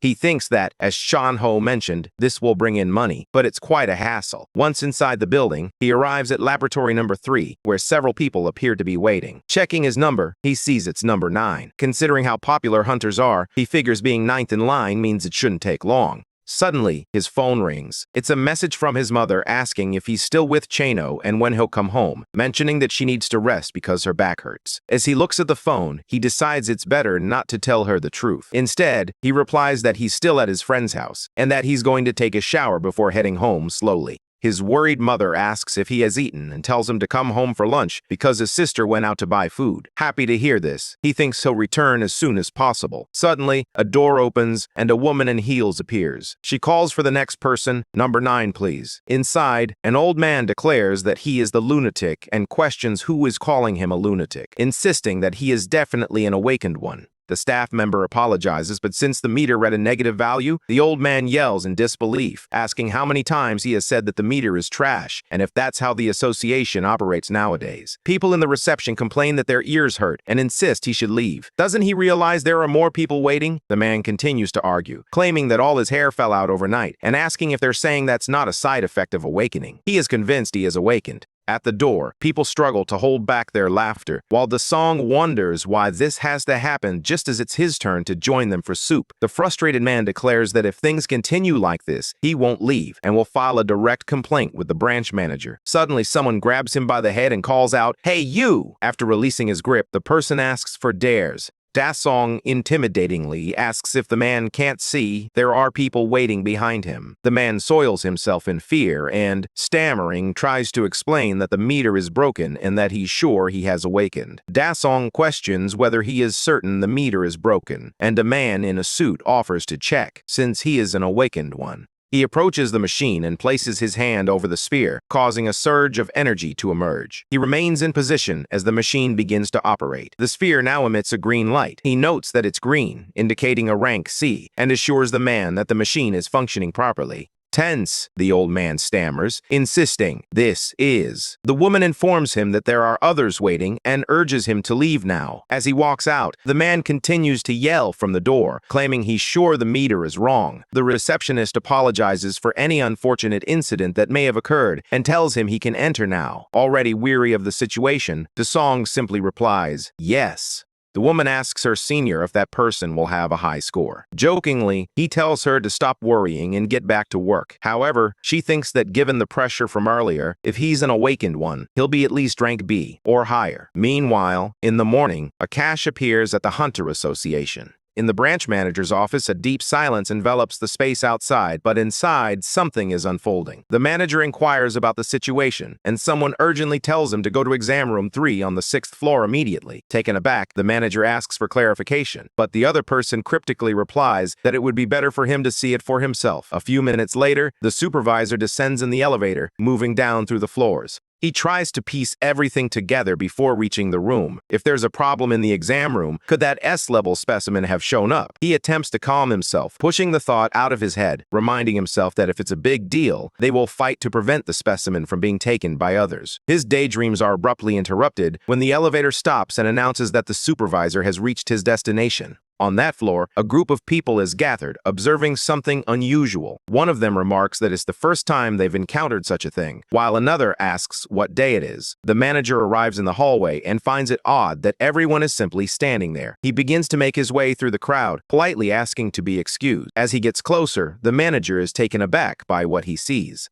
On top of a stand, a glass object lies broken and emitting smoke. Upon closer inspection of the surroundings, 2 other glass objects are also shattered. The man in the suit observes the scene and exclaims, "What the hell?" A visibly nervous employee approaches, adjusting his tie as the manager inquires about what happened. The 2 men turn their attention to our hero, and the young employee begins his explanation. The young man points to a person nearby who places his hand on the crystal ball, while Daesung remains silent. He notes that initially, the color of the crystal shows some variation, giving us a brief glimpse of the object's reaction moments before. Han asks if that is normal, as the ball displays mist and shifting colors. An employee responds that yes, that can happen sometimes, but something strange is going on. Suddenly, the crystal begins to crack. The young man grows worried, not understanding what is happening, just like our boy, who is equally confused. In the next moment, an explosion occurs, sending a cloud of smoke billowing through the closed door, frightening those outside the room. They quickly open the door to let the smoke escape. A researcher covers her face while coughing repeatedly, and Han stands in front of the shattered crystal, alongside another that has also been broken. An employee sitting on the floor struggles to process what just happened, while the hero quietly observes the fragments of the crystals. The young man calls out to Han, asking if he's okay. Han remains silent, beads of sweat forming on his forehead. The manager questions whether the meter is malfunctioning. Uncertain, the employee asks if it would be too much of a coincidence for all 3 crystal balls to turn out like that. The man agrees, pensive. Han wonders if the company will demand compensation and asks what he should do now, whether he should wait for the results. The young man agrees that they should wait for the information. The man expresses concern, noting that, given what happened, all the golden crystal balls would be destroyed. He suggests they should find another way to evaluate their abilities. The manager explains that a judgment limit test will help determine how far they can push their skills. Daesung listens intently, still trying to grasp the concept, while the other 2 exchange glances, curious about what this test will entail. The branch will judge the young man through the license test. The man concludes his explanation by stating that this system determines the final classification. Our boy asks if the test is reliable. The young employee reassures him that this classification is based on the clarity of certain conditions and encourages him to feel at ease about that aspect. Han understands there's nothing he can do and confirms that he comprehends the situation. Making a respectful gesture to the young man, the chief asks him to take care as he leaves. Daesung exits the room and walks quietly down the hallway. The manager puts a hand to his head, lamenting that he can't live with his name. A researcher notes that Mr. Schalt, manager, the crystal ball meter is responding with energy from another world, to which the man agrees, questioning why this is happening. The woman adjusts her glasses and begins to suggest that perhaps something isn't quite as it should be. The otherworldly energy that Han possesses is limiting the function of the crystal, which ultimately caused it to explode. In the midst of the woman's explanation, another employee sneezes. He quickly apologizes, but the researcher becomes annoyed at the interruption. The manager then asks if the woman meant to say that our hero is an SS class, and she confirms that she believes this to be the case. The young man agrees with her conclusion, noting that the world feels fantastical these days. In response, the woman points out that he is not an SS-class god, adding that, oddly enough, the shards of the crystal ball limit lightning. Meanwhile, on the city streets, Daesung is discussing the results with someone over the phone, and the response he receives is simply limits. The person on the other end finds this strange and asks if the meter has frozen, to which Han replies, no. He adds that the meter is broken. On the phone, the person asks if the boy tampered with it, but quickly backtracks, realizing it wouldn't break in that manner. The boy responds negatively when asked if he placed his hands on the meter as instructed by the evaluators, insisting that it is indeed broken. He confirms that he did follow the instructions, prompting the person to wonder how they didn't foresee this issue just 5 minutes earlier. They finally explain that the only way to achieve a high ranking is by performing well on the exam. Daesung stops walking for a moment and dryly responds that he doesn't care about achieving such a result. The other person acknowledges this and asks Han to get home safely, ending the call by saying they'll send the test date later. Still standing, the hero reflects on everything he has heard. What a long day it has been, and to think it's not even over yet. Suddenly, something catches his attention, and he turns to the side. Near the top of a building under construction, a strong light suddenly appears. A sniper has taken aim, and the assassin looks down at him, thinking he doesn't seem that strong after all, and that it doesn't matter. No matter how powerful an awakened one is, it only takes one bullet to pierce through. She places her finger on the trigger, carefully observing him through the scope. Startled, she realizes something important. She thinks she doesn't stand a chance and wonders if she's been discovered. That can't be true. No active hunter has ever been able to see her. There's no way someone who looks so pathetic could detect her. Looking at the girl, our hero tells her to look right here, irritation evident in his voice. Still in disbelief, she thinks it's nonsense that he noticed her, and she can even hear his voice from the street. She decides that first and foremost, she'll retreat. But suddenly, she hears a voice in her head telling her to shoot, which frightens her. Nervous about the situation, she fires, and the projectile heads toward the boy. As he looks in her direction, an explosion suddenly erupts at the location, sending a cloud of dust into the air. Excited, the assassin exclaims that she got him, but then she notices something that surprises her. Daesung finds herself in a spot surrounded by a hole. She thinks it can't be, that it's nonsense. This isn't a regular bullet, it's an aura bullet. Below her, our hero continues to stare at the girl. Frightened, she wonders what he is and realizes there's no time to waste. She needs to escape. Dropping everything, she starts to run away. But suddenly, something comes flying toward her, hitting her legs squarely. She screams in pain from the blow and collapses to the ground, unable to continue. In an instant, our hero is there, looking down at her. Terrified, the assassin meets his gaze. He apologizes, explaining that her bullet hit him right there, but it didn't manage to kill him. The weapon lodged in place, and the girl began to disappear as she drew another hidden weapon. Quickly getting to her feet, she already had the gun in hand. She asked if he really said he was okay after being hit by her aura bullet. Tense, she then questioned where he had come from. Daesung replies that he came from hell, leaving her confused as she asks what he means. He introduces himself, saying his name is Han Daesung, and that he truly came from hell. The assassin, furious, screams that this is nonsense, calling him a monster as she fires her weapon. She lands several hits on him, shouting repeatedly for him to die. From the top of the building, her voice echoes as she yells for him to drop dead. She keeps shooting until she runs out of ammo. The area where our hero stood is now shrouded in smoke from the gunfire. Tense and uncertain, she wonders if he has died. Suddenly, out of nowhere, he appears behind her, asking, "Bye for Matt?" Just when she thought he had been defeated, a swarm of shadows emerges at the scene. Terrified, the assassin asks what that creature is. In a swift movement, our hero grabs her and slams her hard against the wall, holding her there so she can feel his strength. Suddenly, several shadowy hands appear behind her, and the shadow creature, filled with hands and eyes, emerges, terrifying her as it utters disjointed phrases like, "Let's play," "hate," "disgust," and "what is this?"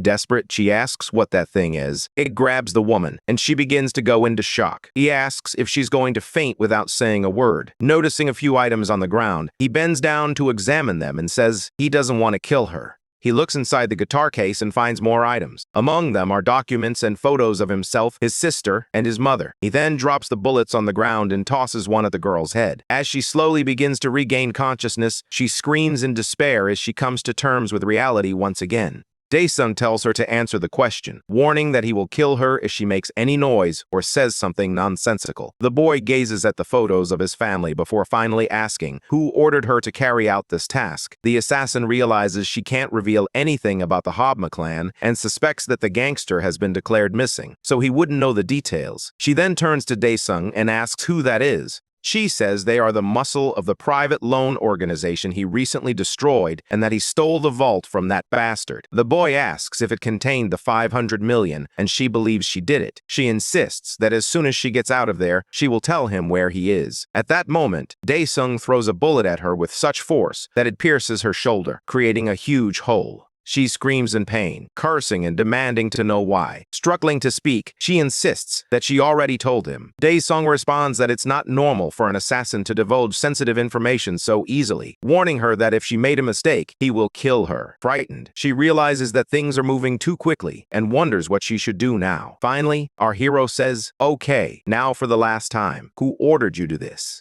The assassin believes the job has failed, and even if she survives, she recalls the man who blew up his subordinate's head. She concludes that she'll be killed by the psychopath from the Habma clan, so it doesn't matter where she goes, she's destined to die. Accepting her fate, she asks if he really thinks she'll say anything different, no matter how many times he asks. Curious, our hero wonders if she's activated a self-destruction mechanism. The assassin screams, telling the bizarre monster to go to hell, but suddenly, a hole is blown through her body, simultaneously destroying her hand. Frightened and surprised, she starts coughing, severely wounded. Daesung tells her to stay away from him, insisting that he's already sick of hell. The woman falls to the ground, badly hurt from the attack, as Daesung approaches her. He reflects that, in the end, he couldn't uncover who was behind it all, and now it's time to dispose of the body. He says he didn't want to use this item because it makes him feel bad. Reading from his journal, he identifies the keyword, the memory of death. He flips through several pages until he completes that search, commenting that this should take care of everything. Then he calls upon the Pantheon, and a portal appears in front of him. Even though he heard that most of this area is closed due to the portal fracture, he thinks it might be better to handle this with something.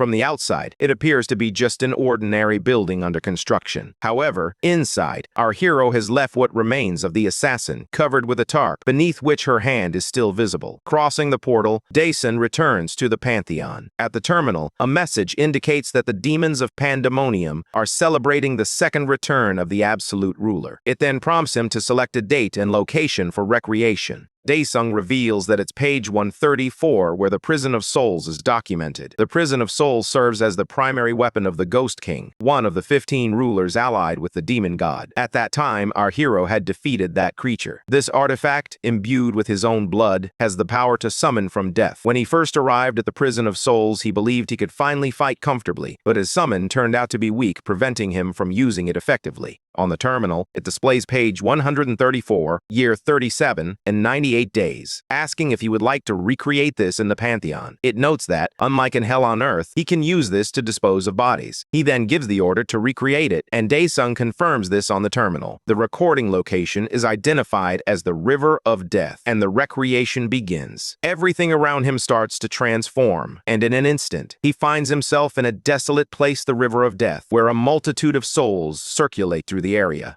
He believes that on the other side of the river lies the territory of the Ghost King. In the past, there was a boat that could be used to cross, but now there is nothing. No boat, not even wooden planks. Moreover, swimming across is not an option. Just dipping into the water would result in disintegration by death. The terminal indicates that the mission's goal is to defeat the celestial beings occupying the river, with a reward of 50% implementation of the Prison of Souls. Suddenly, someone announces that they have detected an unidentified intruder and are awaiting removal approval. Daesung watches and asks what those things are. Looking closely, he sees that they appear to be several white insects. The terminal indicates that they are mechanical life forms, autonomous weapons created by celestial beings. Moments later, the creature announces that the removal of the intruders has been approved. The celestial monsters charge at our hero, launching projectiles in his direction. Daesung effortlessly dodges the attack, causing the projectiles to strike the tree behind him. The substance begins to corrode the area it hit, prompting our hero to wonder if defeating them might earn him a boat as a reward. Daesung summons his savage dagger and waits as the enormous insect charges toward him. Then, he launches forward with force, rushing toward the massive creature and preparing to strike. With his attack, he pierces the monster's carapace, slashing the creature from top to bottom. He cuts one of the monsters clean in half, and it collapses to the ground as he regains his stance. Suddenly, several purple projectiles fly toward him from all sides, making it clear that there won't be an easy way out. Daesung believes this is akin to poisoned bullets, with no advantage in trying to dodge them. As the barrage approaches, he channels his energy. The spheres collide with a shield surrounding him, leaving Daesung motionless and unharmed. He says that dealing with each one of them individually is troublesome. It seems that the creature doesn't want to come down, so he tells it to descend and unleashes a powerful attack, shattering everything around him. The creature tries to cling to something, but as everything shakes, it begins to fall. Thinking it's over, Daesung quickly charges at it. He rushes through the celestial creatures, retaliating against each one. Then, he destroys their cores, grabbing one of the energy spheres with his bare hands and crushing it effortlessly. The terminal indicates that he has completed the mission and met the necessary conditions, bringing the implementation of the Prison of Souls to 50%. It then shows that the rewards have been granted to the absolute ruler. He simply watches as the terminal closes. A flame of energy appears before him, and within it, an object materializes. The terminal displays that he has received the Blessing of the Worm, an armor that grants immunity to death energy and reduces physical damage. After reading this, he remarks that he will be immune to the energy of death. Then, a confirmation message appears, asking if he wants to equip the blessing. It notes that if he wishes to wear it again later, he will need to use his willpower. Daesung wonders if this is a sign for him to swim. The turbulent river of death continues to surge, and from its depths, our hero emerges. As he rises from the water, another figure in armor appears, and our hero is revealed, clad in armor that covers his entire body. On the terminal, it states that the demon beast admires his swimming skills, while the demons of Pandemonium apologize for their lack of usefulness to the ruler. Soaked in the wine-colored water, he tells them to be quiet if they understand. Suddenly, a strong golden light appears before him, flooding the entire area. Later, in the territory of the Ghost King, our hero discovers a desolate place. Looking around, he notes that no one is there at the old castle where the Ghost King once lived, which has now vanished. The terminal displays a message from the beasts of Pandemonium, apologizing for the disappearance of the Ghost King's sacred castle. Daesung responds, telling them not to state what he already knows. He acknowledges that although the main mission was a side quest, he asks if there is a way to reach the castle through another side mission. With that, he continues on his path, remaining alert to everything around him. Suddenly, a loud noise erupts and debris flies through the air. Something enormous begins to rise from the ground, continuing its ascent without pause. Daesung watches intently, focused on this unusual occurrence, until, amid the swirling dust, a colossal monument emerges before him. On the terminal, it states that this is the Celestial Obelisk, crafted by celestial beings with divine stones. It serves as a prison for those wandering the coasts of the 9 heavens. At the top, a celestial glow emerges, and a fiery energy bursts forth from the gate. Daesung inquires if passing through will initiate his next quest. The terminal confirms that this is the second mission, requiring him to destroy the celestial creatures created by the obelisk in order to receive 100% of the Prison of Souls, a rune and contribution points. Suddenly, a bizarre creature appears. The armored enemy stares at our hero, who looks back, wondering if this could be the general commander. The creature regards Daesung with an expression of fury, but since it belongs to the demon category, he doesn't believe it poses a threat to him. Meanwhile, a group of those creatures charges in his direction. Our hero shouts at the bastards to give up, manifesting all his power right there. The demons stop watching him, and the terminal reports that the demon beasts beg forgiveness for betraying him. The creatures roar, challenging their opponent, and then they continue advancing against the King of Hell. Our hero launches an attack on the monsters, successfully landing a direct hit on 2 of them. Daesung observes that it appears they don't have an internal core installed and wonders if this could be related to the pillar. Meanwhile, from the base of the obelisk, the sea of creatures continues to advance. In response, our hero activates the blood naturalization skill while contemplating the pillar.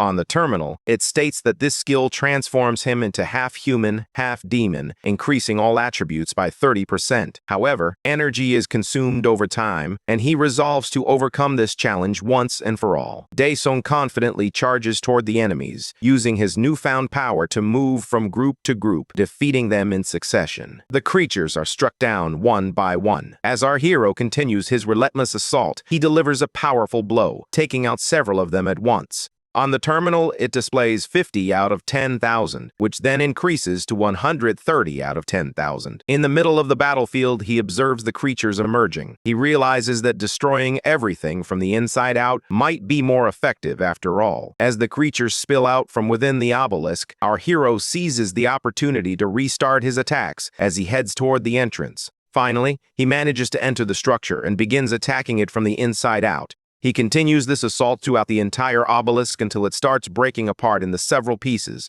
causing the creatures to disintegrate into dust. They vanish, leaving only their armors behind. Our hero continues to walk over the ashes, and in the end, only Daesung remains on the battlefield. The terminal indicates that he has completed the necessary requirements, bringing the implementation of the Prison of Souls to 100%, along with the other rewards. 2 glowing spheres materialize in front of him. Daesung asks if one item is a reward and the other an implementation, suggesting it's best to check the other items first. Then, he gives the command to collect. The spheres seem to respond, and one of them moves toward the boy's chest. On the terminal, it displays that the reward is the Soul Prison artifact, which transforms the souls of the dead into ghosts. He would gain a skill that allows him to capture the soul of a deceased target within an artifact and resurrect it, bringing the soul back as a commanded soldier. Additionally, he would have the ability to share memories, enabling him to view some memories of the designated commander, revealing that he has 0 souls out of a possible 20. Daesung explains that the initial purpose is to collect bodies and gather information, but there are very few available, which must be why he received another reward item. Giving the command again, he says, "Collect." The red sphere begins to react, and on the terminal, a question appears asking if he would like to inscribe the expansion rune onto the soul prison. Daesung then gives the collect command, and the 2 spheres interact, revealing that the number of possible souls has increased to 100. The boy continues to hold that powerful artifact, squeezing it in his hand until it disappears. Finally, a message appears stating that the soul prison has been collected. He reflects that the purpose of his visit has been achieved and wonders where he should go next. As he looks at something in front of him, he asks, "What is that?" The terminal indicates that the demons feel chills from the radiant, wicked aura of light and plead with the ruler to be cautious. Questioning whether he is obligated to heed their warnings, he ultimately decides to give the command and collect the sphere. The yellow light begins to shine brightly as he observes his hand, now engulfed in a golden flame. On his fist, a flaming engraved circle emerges. Suddenly, something new appears in front of him. The terminal glows with a yellow light, leaving him to wonder what this could be. The object begins to break apart. Daesung expresses his disappointment, saying he thought it would be something useful, but instead, it turned out to be a waste of time filled with meaningless riddles. Finally, he declares that he wants to go back, and a portal opens right in front of him, leading back to the building under construction. He looks ahead with a mix of disdain and surprise at what he sees. The body is no longer where he had left it, leaving Daesung to wonder where it went. Sometime later, at his house, Jesus secretly observes something. As our hero enters through the gate, she remarks that the rice soup is cold. Our hero apologizes for that and tells him to come in so they can eat soon. Once inside, the food is served. However, as the news reports on the scale of the portal fracture case, his mother turns off the TV and says, "Rice, we can start eating." Daesung observes that the world is changing rapidly and notes the emergence of monsters in the news. Ajummo watches her son eat and expresses her fear that he might be shocked by what's happening, so she feels unable to tell him. She apologizes for being a mother who can't help in this situation, yet she continues to persevere. Daesung reassures her, saying it's okay. He acknowledges that she has survived and navigated a world like this, and for that, he is grateful. She is surprised to hear what he said, while his sister just eats, pretending not to care. Our boy wonders about the atmosphere around them. He then states that, regardless, there's nothing his mother or Jesu wants. The girl asks why, especially since he's trying to buy cool things for them. Inside, his mother asks if he wants more soup, and he confirms. His sister comments that this means he's getting a double portion. Elsewhere in the Soul Clan, someone asks what's going on, and another person responds that they were heading to the underground, wondering if it's because of the licensing exam. On the other end of the phone, someone mentions that it's similar to training in the mountain cave. Shanho quickly disagrees, asking if he really wants to go back there. Meanwhile, Daesung says he found a bug, but it disappeared in the blink of an eye. His friend on the other end asks what he means by bug. Our hero believes the body has vanished completely without leaving a trace. Nonetheless, he asks his friend to take take care of his family while he's away, and Chunho agrees. Daesung realizes he needs to ensure he doesn't get caught himself. Meanwhile, after hanging up, Chunho wonders what his friend Daesung is planning. In the Habba clan, someone remarks that the body was discarded, but the individual must be formidable, as he made a B rank appear like a low rank. They discuss how they should handle him. The general instructs to leave things as they are, stating that the target will appear at the upcoming test, providing them with the opportunity to eliminate him. He then turns to a man named Jingsul, who is inside a tank, and asks if that is correct. Jingsul confirms it is. The general requests that they begin immediately, expressing his familiarity with Jingsul and his anticipation for this day. A doctor notes that Jingsul's heart, rated A, is stable and inquires whether they should proceed with the serum injection. The general informs Jingsul that the pain will be considerable and that he needs to be prepared. Determined, Jingsul replies that he made a decision the moment he joined them. Without hesitation, the leader orders them to begin, and the doctor complies. He announces that he will start injecting the serum while pressing a button. The machines begin to operate, and the substance starts entering Jingsul's veins. The computer indicates that the injection is at 20% and that his heart is stable. Inside the tank, the man struggles to endure the pain as the injection level reaches 40%. Suffering, Jingsul fights to hold on and exclaims, "Great!" as the injection level hits 50%. The man's data is displayed. Alarmed, the doctor informs his boss that they have exceeded the normal range. However, without hesitation, the boss orders them to continue. The doctor warns that the man could die if they proceed, but the general responds that if he were going to die from that amount, they wouldn't have brought him here. Tense with the situation, the doctor announces that the progress is at 80%. As it climbs to 90%, the man inside the tank screams in pain and despair. Finally, the injection reaches 100%, and the man continues to scream until the computer indicates that his heart has stopped. He remains still, and everyone in the room falls silent, just watching the unfolding situation. The doctor tensely states that it seems the man's heart has stopped and that he is dead. However, the general puts a finger to his lips and signals for silence. Suddenly, something begins to happen inside the tank, and to the doctor's surprise, he notices something on the monitors as well. Out of nowhere, the man's heart starts beating again. The doctor seems to not understand the situation. Jingsul's eyes open inside the tank as the doctor exclaims that it can't be happening. With a powerful punch, Jingsul breaks through the thick glass wall and emerges from the device on his own. Now outside, he lets out a scream, while his boss looks quite pleased. Jingsul stands in the middle of the room, energy radiating from him. The general remarks that he almost disappointed him, but then tells him he did a good job and that he's looking ahead about 10 days into the future. Meanwhile, our hero receives a message from his friend, asking if he has only been using the association's test weapons and armor. Daesung believes that if the equipment's performance is lacking, he can endure the physical discomfort. However, before proceeding, there's something he needs to verify. He grabs a twig and starts swinging it repeatedly, striking it against his arm. He thinks to himself that he knew this would happen. Unlike weapons, protective equipment doesn't manifest in reality. Since protective gear can wear out over time, he decides to experiment with weapons instead. Daesung opens his inventory and searches for something inside. He believes that weapons can be overwritten, and the twig is identified as a weapon. The terminal prompts him, asking if he wants to load the judgment dagger with the weapon recognized by the absolute ruler, to which our hero confirms. Suddenly, something begins to happen to both the dagger and the twig he picked up. The terminal indicates that the loading is complete. It dawns on him that weapons can indeed be transformed, and he decides to make his dagger take on the appearance of the twig. Daesung wonders if he should go pick it up, so he decides to call the Pantheon. Later, in the territory of the Flamed King, our hero walks through the steaming landscape, reflecting that he never thought he would return to this place. As he traverses the fire plains, he notices several creatures approaching and observes them closely. The wolf-like monsters continue to approach. The terminal indicates that the mission has a high difficulty level, and he must destroy Orkuwal's minions to receive the Hellfire Sword as a reward. It also reveals that their race is classified as beasts, and they are the tame soldiers of the 5th Celestial Apostle, Orkuwal. Daesung remarks that he never thought he would need to use this so soon. Running the weapon through his hand, he invokes the power of the Soul Prison.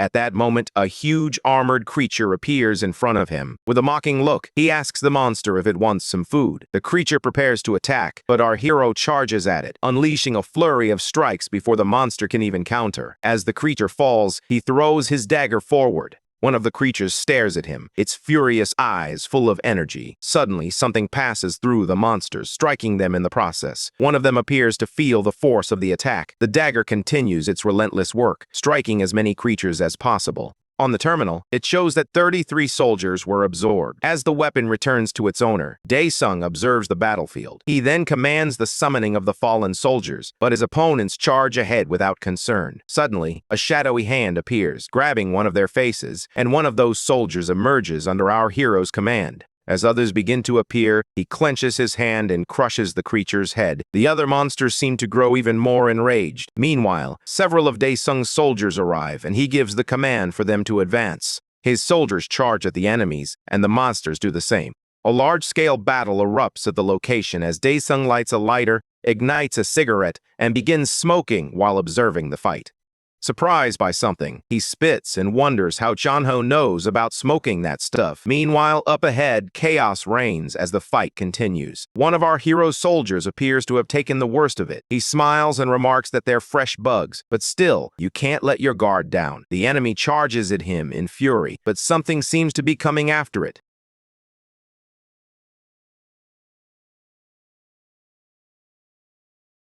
Almost on top of Daesung, the creature is suddenly grabbed by something shadowy. He explains that as long as the stigma remains on the body, they can regenerate infinitely. With great strength, the soldier pulls the creature back and approaches the monster to attack it. Daesung notes that the undead do not feel fear and do not hesitate in the face of death. On the terminal, it shows he has obtained 12 soul stones out of a total of 1,000. Daesung expresses his frustration, saying it's not working. If he leaves everything to them, he might have to fight all night. The implementation of this mission stands at 50%, suggesting it may require one or more unfinished missions. He strikes the ground forcefully, gaining momentum, and then soars into the sky with overwhelming power, believing that eliminating thousands of those foes in 2 hours is not even hard. He reaches a height where he can see the army below as if they were ants. Looking down like a superior being, he thinks that it would be pretty cool. Then, he flies down toward them like a mirror, getting closer and closer to the creatures.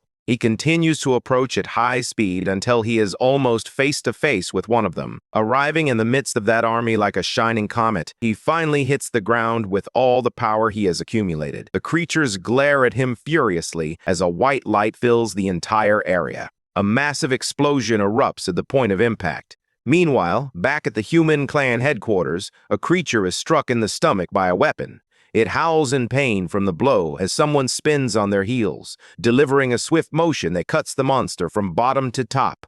On the terminal, it indicates that all designated targets have been eliminated. As the creature begins to vanish, the woman poses confidently with her sword. This is Shin Cho-young from the Soul Clan. The wound on her cheek also appears to be fading. The terminal then announces that she is exiting the hunting simulation and thanks her for her efforts. A man in a suit asks the captain how she can enjoy this. He is the head of the Soul Clan's department. The clan leader, Huang Jun, responds that it's not bad. He explains that she tends to get nervous during battles and often acts without thinking, so it's beneficial to train that aspect since there are still 10 days left. He suggests they should increase the intensity of training by 2 levels, emphasizing that to surpass the Mad Dogs, they must first surpass themselves. Then the department guy asks if he's referring to Jun Jin, the leader of the Hama clan, as a mad dog. The leader confirms this, but notes that no one likely beats Shin Sho's score in this test, if not for him. Shin is ranked B, while Jun Jin holds rank A. Jun, feeling irritated, insists that it's not just about him, but rather what the Hama clan is doing. The man responds, urging him to reconsider, and points out that he was banned from entering the rookie test for a year because of that incident.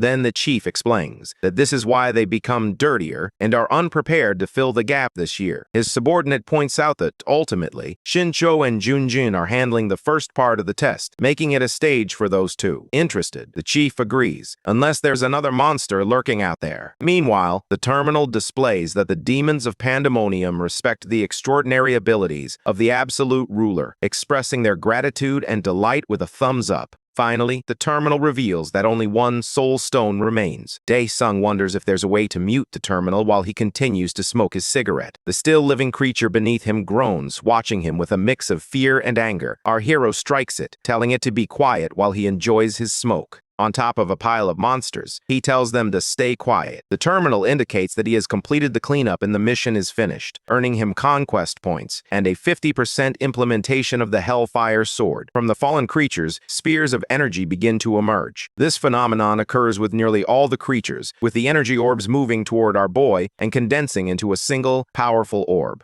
On the terminal, it instructs to offer the soul orb at the altar. Daesung wonders about the altar, thinking he has never seen anything that resembled one. He reaches out toward the energy orb, thinking, "Don't tell me I'll have to go through the trouble of searching for this thing." Suddenly, a structure materializes on the ground.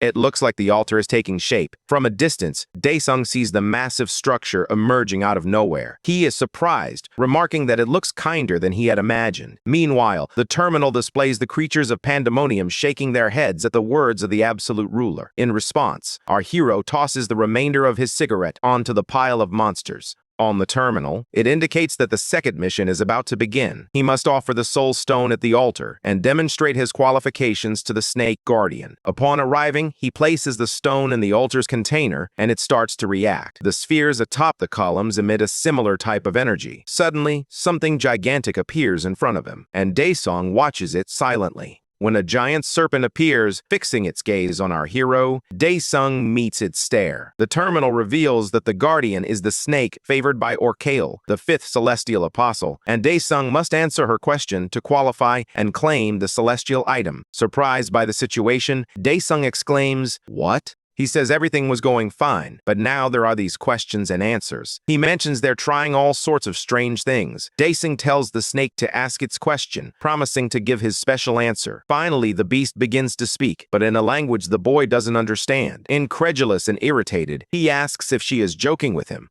Suddenly, something flies and hits one of the snake's eyes, causing the serpent to scream in pain. Daesung questions how she dares to try selling him drugs. On the terminal, it indicates that blood naturalization has been activated, which will consume his life over time, while increasing his attributes by 300%. With a swift hand movement, our hero acts once more, and his weapon strikes the creature's other eye. The dagger finally returns to our hero's hand as he charges at the creature in the tournament. He leaps up to her head's height and, while attacking the beast, remarks that they treated him so kindly, suggesting he might be coming off as soft. He adds that they should use whatever they've got, calling them evil bastards. Daesung continues to attack relentlessly. With fury in his eyes, he yells, "Snake!" He strikes her repeatedly on the head as the beast rides her during the attack. Suddenly, she begins to swell, and in the next moment, her head bursts open. Our hero lands on the ground, with the snake's remains flying in all directions. He remarks that it smells like fish, but then something catches his attention. He notes that it was a pretty obvious pattern for dealing with guys like them, and he's not surprised. Where the creature's head once was, something begins to happen. A new head starts to form in place of the previous one. He perceives that flame as what he believes it to be. In an instant, the enormous serpent is whole again before him, now angrier than ever.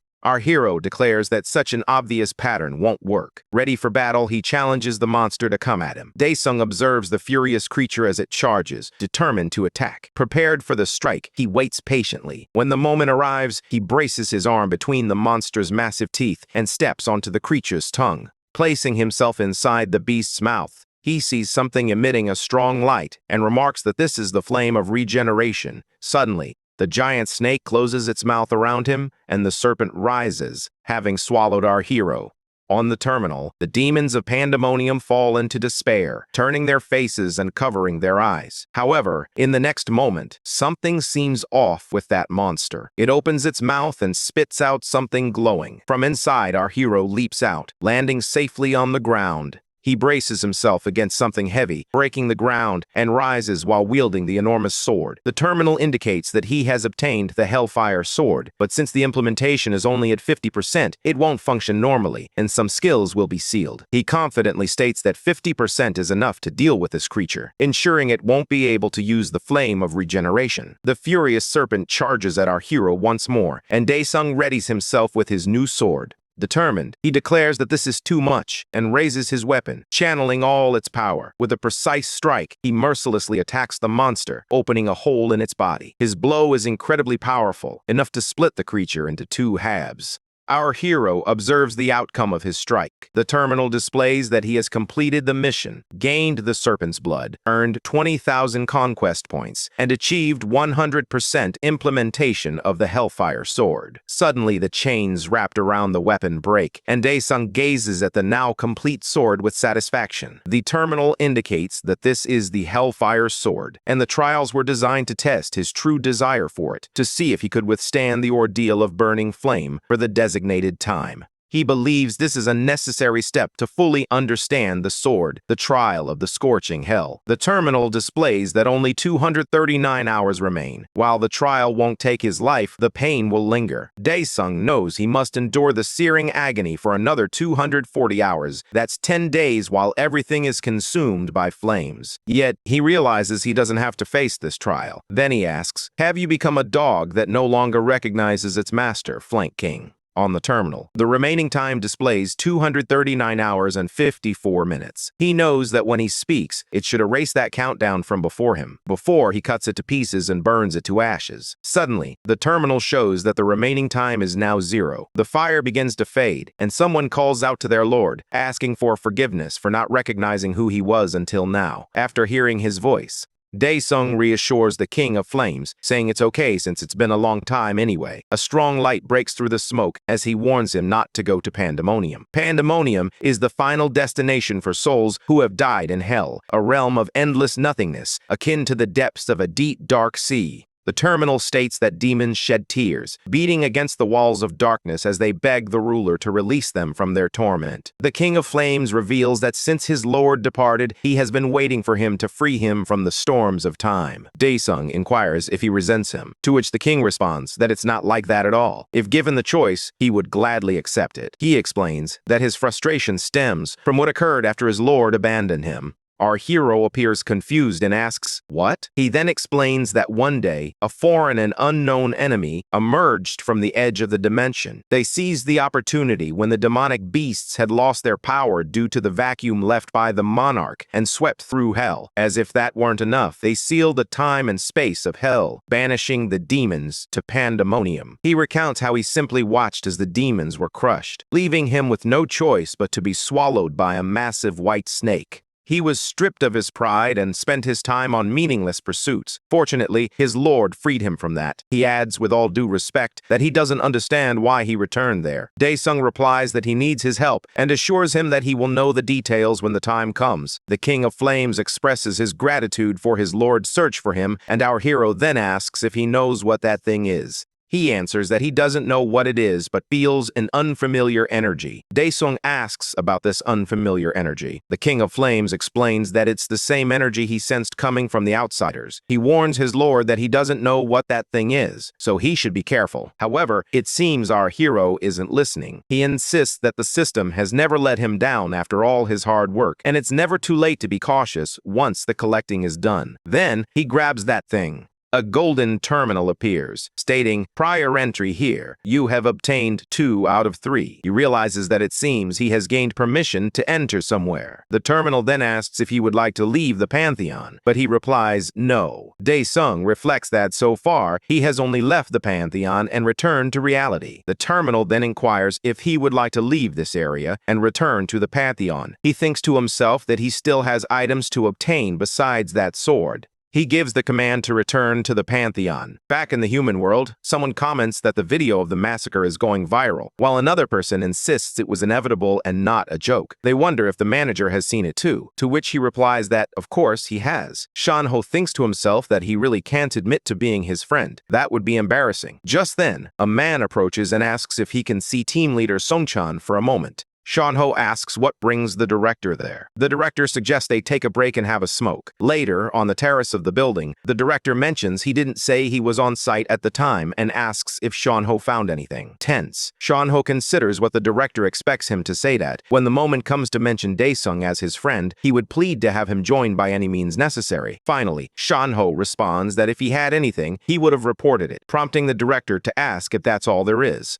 What a shame, he says. If he had, he could have made him join the clan. Shanho thinks he'll just keep pretending and replies that he's right. It's only been 7 days since the license test. He then asks how Shincho did. The director becomes thoughtful, prompting the young man to ask if something is wrong. Finally, the director says no. He's just worried that she's pushing herself too hard. Meanwhile, in a forest with 7 days left until the day of the test, Shin pushes herself in training. A voice announces that there are 10 minutes remaining in the simulation program and that 10 targets are still standing. Suddenly, a stone slab appears in front of her. Shu quickly rushes toward it and strikes it with her sword, slicing through it and leaving behind 2 cut halves. In the next moment, several more creatures appear. One emerges from behind the girl, opening to reveal a monstrous figure inside. The creature bursts forth from the stone box and charges forward with surprising speed, catching the girl off guard. She prepares to face the monster approaching her, but suddenly, without her noticing, another creature bites her on the shoulder. Meanwhile, the monster continues to advance from the front, and the creature quickly closes in. Just then, a voice calls out, "That's enough," catching her by surprise. A voice announces that the training program has ended. Irritated, she looks back, searching for the source of the interruption. Behind the glass, the chief watches her intently. Speaking seriously, he instructs her to come up because they need to talk. Frustrated, she responds that she could have easily continued from inside the medical lab.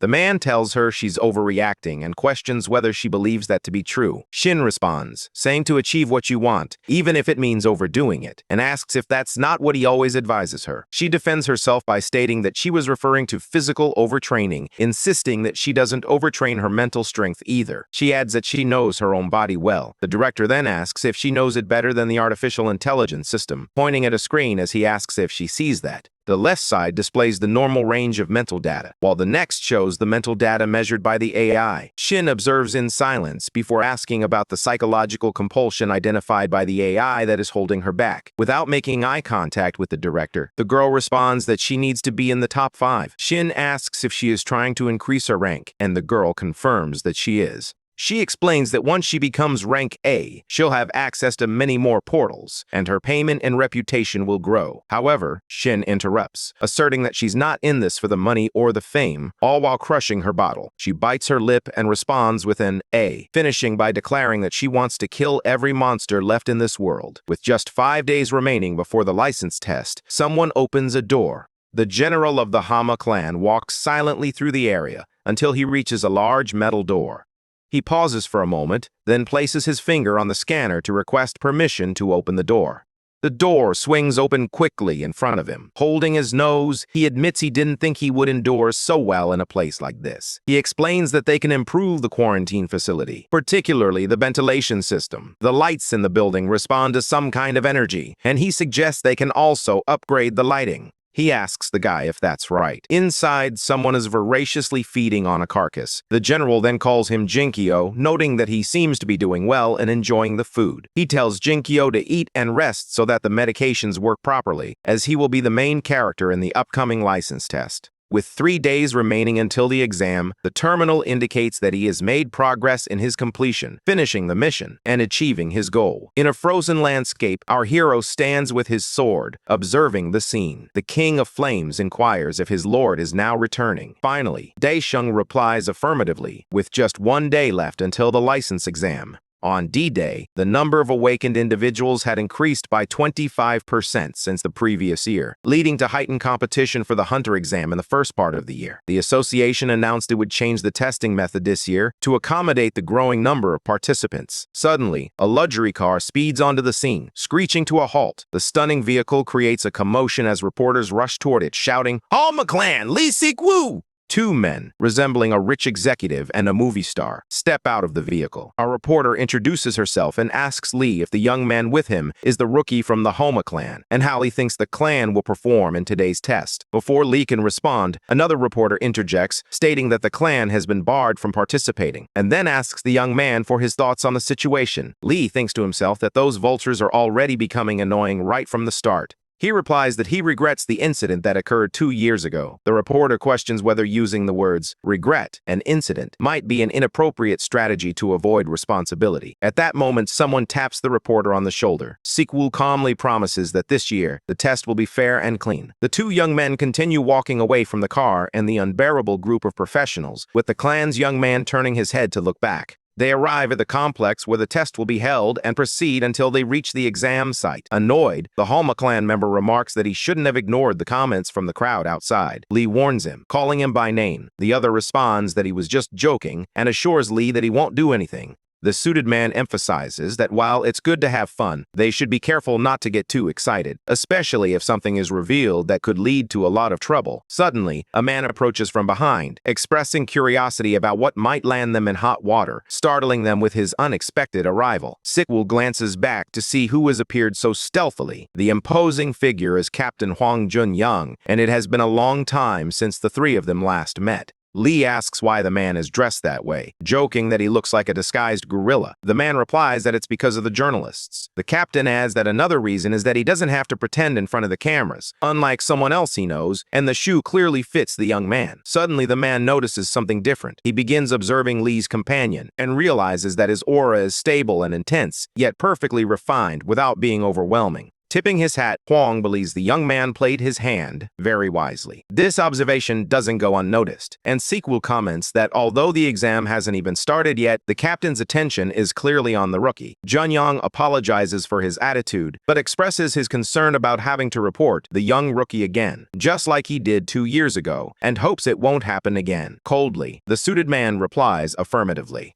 Finally, the two young men turn their backs and continue on their way while the third one watches them. Clearly irritated, Jin notices that the old man is still staring directly at him and asks his companion if the old man has a problem. With complete calm, Lee responds that he understands how Jin feels, but emphasizes that the old man is not their target. To know the right target, we have to find him, says the young man. Next, a woman walks by them, engrossed in her cell phone and heading in the opposite direction. Keel watches her intently, and his expression shifts. Sikwoo points out that she is a formidable member of the Seoul clan, but his companion dismisses this, believing it would be easy to defeat her. The suited man stresses that her strength or weakness is irrelevant. What truly matters is the combined effort of the clan and the old man. Instead of feeling discouraged, the rookie displays a surge of excitement. Then he remarks that the woman would be fun to break. From a distance, Hwang senses a disturbance in the force and wonders what kind of trick the suited man is planning this time. However, no matter what it is, the young woman won't fall for it. Suddenly, something catches the captain's attention. Calmly, our hero arrives at the complex, walking down the same hallway and exuding intense power. Jun-young feels deeply unsettled by the young man's presence.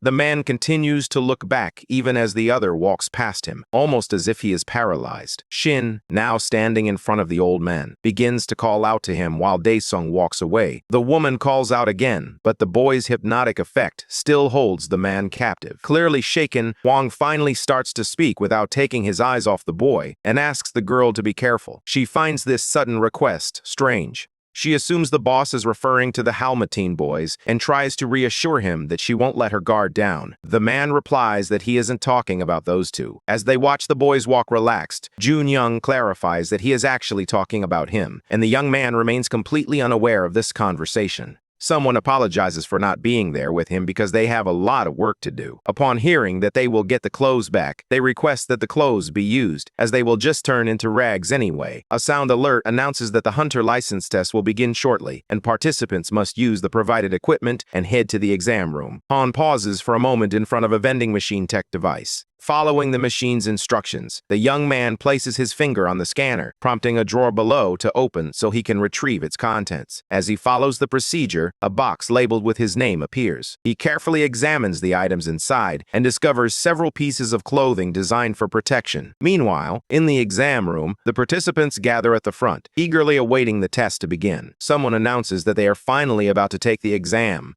An older man, feeling fulfilled, wears his special outfit, believing it was worth all the complaining to rise above those who tried to ridicule him. He feels a surge of rage, particularly toward the bastard who dared to touch his head, vowing to take action if he sees him again. Just as he resolves not to let it go, someone arrives and places a hand on his head, startling him. Bursting with anger, he begins to turn around, wondering who has done that. A young man wearing the number 14 on his outfit confronts a bald man radiating a powerful aura, demanding that he get out of his way. The bald man, sweating heavily, contemplates whether to give up on responding. As this unfolds, Daesung, sporting the uniform number 104, arrives at the scene. Our hero notices the bald man in a defeated posture, leaning against the wall. Filled with excitement, the young man activates his own aura and declares that the games are about to begin. Meanwhile, in the license exam building, Show waits with the others for the event to begin. The young man from the Hogma clan appears a bit impatient, while our hero remains deep in thought about everything. A sizable crowd is gathered, and the lights in the massive venue gradually illuminate, brightening the entire space. Circles of energy appear in front of everyone, leaving them impressed and wondering what it could be. Suddenly, the sound of someone testing a microphone fills the room. A man introduces himself as the supervisor, expressing his pleasure in meeting all the ladies and gentlemen present. He mentions that everyone is lucky and gets straight to the point. The gate prepared by the organizers this time consists of 3 floors, with each gate providing access to a different environment and unique objectives. One of the men asks, "What's this about 3 floors?" Another responds that it's the first time he's seen the number of floors divided by portals. Someone raises a hand and asks when they will receive their weapons. The man explains that test candidates will not be given any weapons and may not bring anything other than the protective suits they are already wearing. In the crowd, people murmur their confusion, questioning how he expects anyone to fight without weapons. Suddenly, a voice announces that it's a pleasure to meet them. He introduces himself as an adbot who will assist them in their progress. He explains that the theme of this test will be adaptation and asks how well they can demonstrate their natural talents, whether in freezing cold or scorching heat. He emphasizes that the hunter's aura is what truly matters. In other words, the strength of their bodies. They must showcase their abilities to adapt and fight. If there are no further questions, he will open the gate. An energy gate materializes behind them, quickly transforming into a more solid passageway. The supervisor shouts for everyone to enter the gate and wishes all participants good luck. On the first floor of the gate, set in the tropical forest, people walk through, struggling against the oppressive heat. They wonder what is making it hard to breathe. An outraged man curses the situation, insisting he'll have to dry off if he attempts this before the exam. Meanwhile, someone watches several of the candidates from a screen. In a large broadcast room, some men observe the test on the big screens. One man comments that the standard of the candidates taking the test is low, while another questions whether the test is too difficult, wondering if they will all fail. One of the operators expresses doubt, noting that, as expected, the rookies sent by the Soul Clan are showing courage. On the screen, the girl begins to speak, saying, later. She believes she needs to clear her mind quickly to conserve energy. Meanwhile, the clan director remarks that their show is impressive. Back in the control room, the team comments that it seems the Hobma clan has also prepared well this time. Jim is impressed and thinks this is really crazy. The clan general hears someone mention that the Hobma clan prepared well this time and feels excited about it. He imagines that the old man got worked up just from witnessing that. Suddenly, he notices that the Soul Clan director is impressed by something right behind him and thinks he shouldn't be that impressed. Captain Huang is impressed, wondering who the boy is and why he seems so calm. He observes the screen intently until something surprises him, and he thinks, that boy. On the screen, our hero appears relaxed. The general is astonished that he hasn't dropped a single bead of sweat and questions how he can't see his aura or understand how he's able to maintain such composure. Our hero reflects that he wanted to drink now, but he was smart to hydrate beforehand at the terminal. This shows he is free of any abnormal status or environmental factors. He believes that according to the exam rules, if he's caught, he will be immediately eliminated. However, if he isn't caught, there will be no problem at all. Among the crowd, some people can be heard asking when it will start, expressing their impatience. Suddenly, a bracelet on everyone's wrist begins to react. An announcement states that all candidates have been confirmed, and for now, they will reveal the conditions to complete the first 4 tasks, which are deemed appropriate. Candidates must hunt 20 swamp orcs. Suddenly, our hero dashes off in one direction. One of the candidates curses, declaring he won't lose. He runs, panting through the underbrush, but then he unexpectedly encounters a stone in his path. The boy crashes face first into the ground. Gazing at a water source in front of him, he exclaims that it's a damn swamp. Filled with disbelief and joy at what he sees, he asks if it's really water and if he can finally live. He crawls on his knees toward the water source and scoops some up with his hand, only to realize a moment later that it isn't water at all. A sticky worm grabs him, using its mucus, which resembles the swamp water, to trap its prey.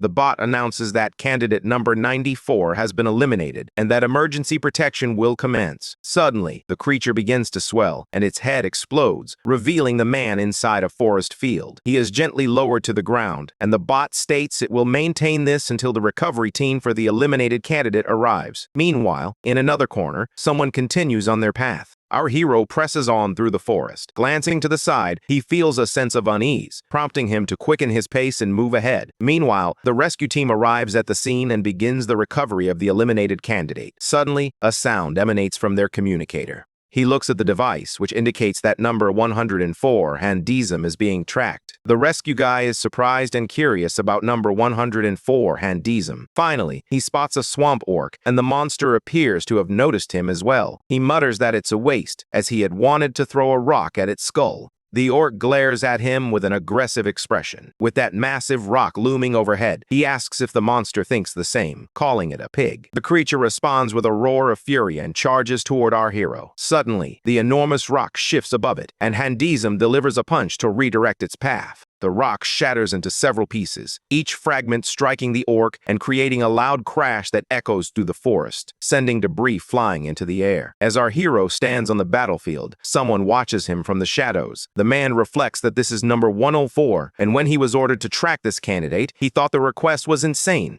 Looking at the body on the ground, our hero realizes that this hidden man is certainly not inferior to a rookie from a major clan. Daesung comments that hunting them one by one isn't very efficient. He admits he didn't want to use his mana so early, but he feels he has no choice. With that, he summons the Shadow Specters and commands them to carry out their mission. In another part of the tropical forest, deep within the dense and humid jungle, a group of orcs has noticed something unusual. They prepare for battle, weapons in hand, but as they wait, they are surprised to find nothing in sight. One of the monsters tells the other to wait, suggesting he should be a bit more patient if he wants to enjoy a tasty prey. Suddenly, something starts falling from the ceiling onto them, and the amount of debris increases. Then, one of the orcs notices something, and our hero appears behind them. Daesung says he's starving because he had to dig through the ground. He acknowledges that he can see the orcs, but still can't understand their situation. One of the orcs mentions that the meal came by itself, and another confirms this, saying, "That's right." Daesung begins counting the orcs and realizes that, upon closer inspection, there must be more than 20 present. He then asks what they are trying to convey with KY. The meal is ready, and he requests his lord to give him the order. Looking at the group of orcs, he remarks that they are hilarious. Finally, our hero gives the order to burn them all. Meanwhile, outside that area, someone moves through the forest. Sho activates her aura opening skill, creating a protective field around herself. As she advances, she uses Expand Search to extend her aura and locate her targets. In the next moment, she realizes she has found one. Quickly changing direction, she heads toward a tree and pushes off it with force. Just after that, an orc flies through the air and the girl appears, her aura glowing and sword in hand. She concludes that at this pace, she'll be able to complete the first floor in 1 hour. Just then, the orc gets up and tries to run away. Realizing this, she prepares to strike him and charges forward, shouting, "Fourth!" But before she can reach him, someone faster decapitates the creature. She looks back in shock and sees the guy from the Hogma clan wearing a frightening expression. The creature falls to the ground, defeated while June watches her. In that moment, she realizes it's the same guy from Hogma. With a look of satisfaction, he says, "5."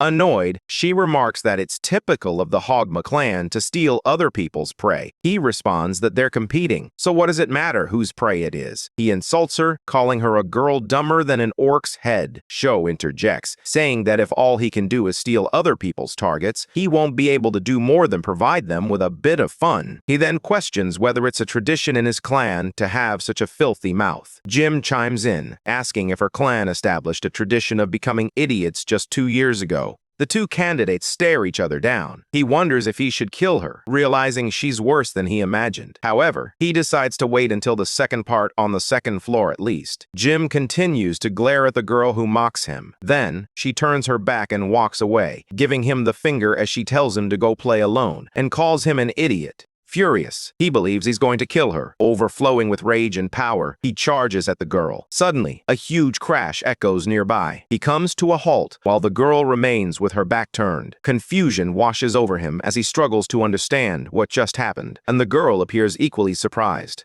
The two candidates look around, trying to understand what is happening when suddenly a massive flaming explosion erupts nearby. A few minutes earlier, our hero held his mighty stick as the Flamed King asked his lord for the command. Finally, Daesung gave the order, "Burn them all." On the terminal, it shows that the Hellfire sword has activated Skill 1, Hellfire, triggering its special skill slot. Flames begin to emerge from the tip of the weapon, and the terminal announces that the first special ability of Hellfire is now active. A huge blast of fire erupts from the sword as the Flamed King observes, while the orcs stare in shock. In the next moment, a massive fire explosion is seen above the forest. From the control room, the staff are shocked by the announcement. The bot reveals that candidate 104 has completed the first floor requirements and will now provide the coordinates for the second floor, leaving everyone in the room stunned. They inquire about how long it has been since the exam started, realizing that it is already over. One staff member quickly asks for that candidate's information, expressing a desire to recruit him as soon as possible. The captain believed he had anticipated that he wouldn't be ordinary, but he never thought it could be this bad. Meanwhile, the general of the Hopma clan appears worried. He turns away, annoyed that he cannot bear to watch. On the screen, another massive fire explosion is displayed.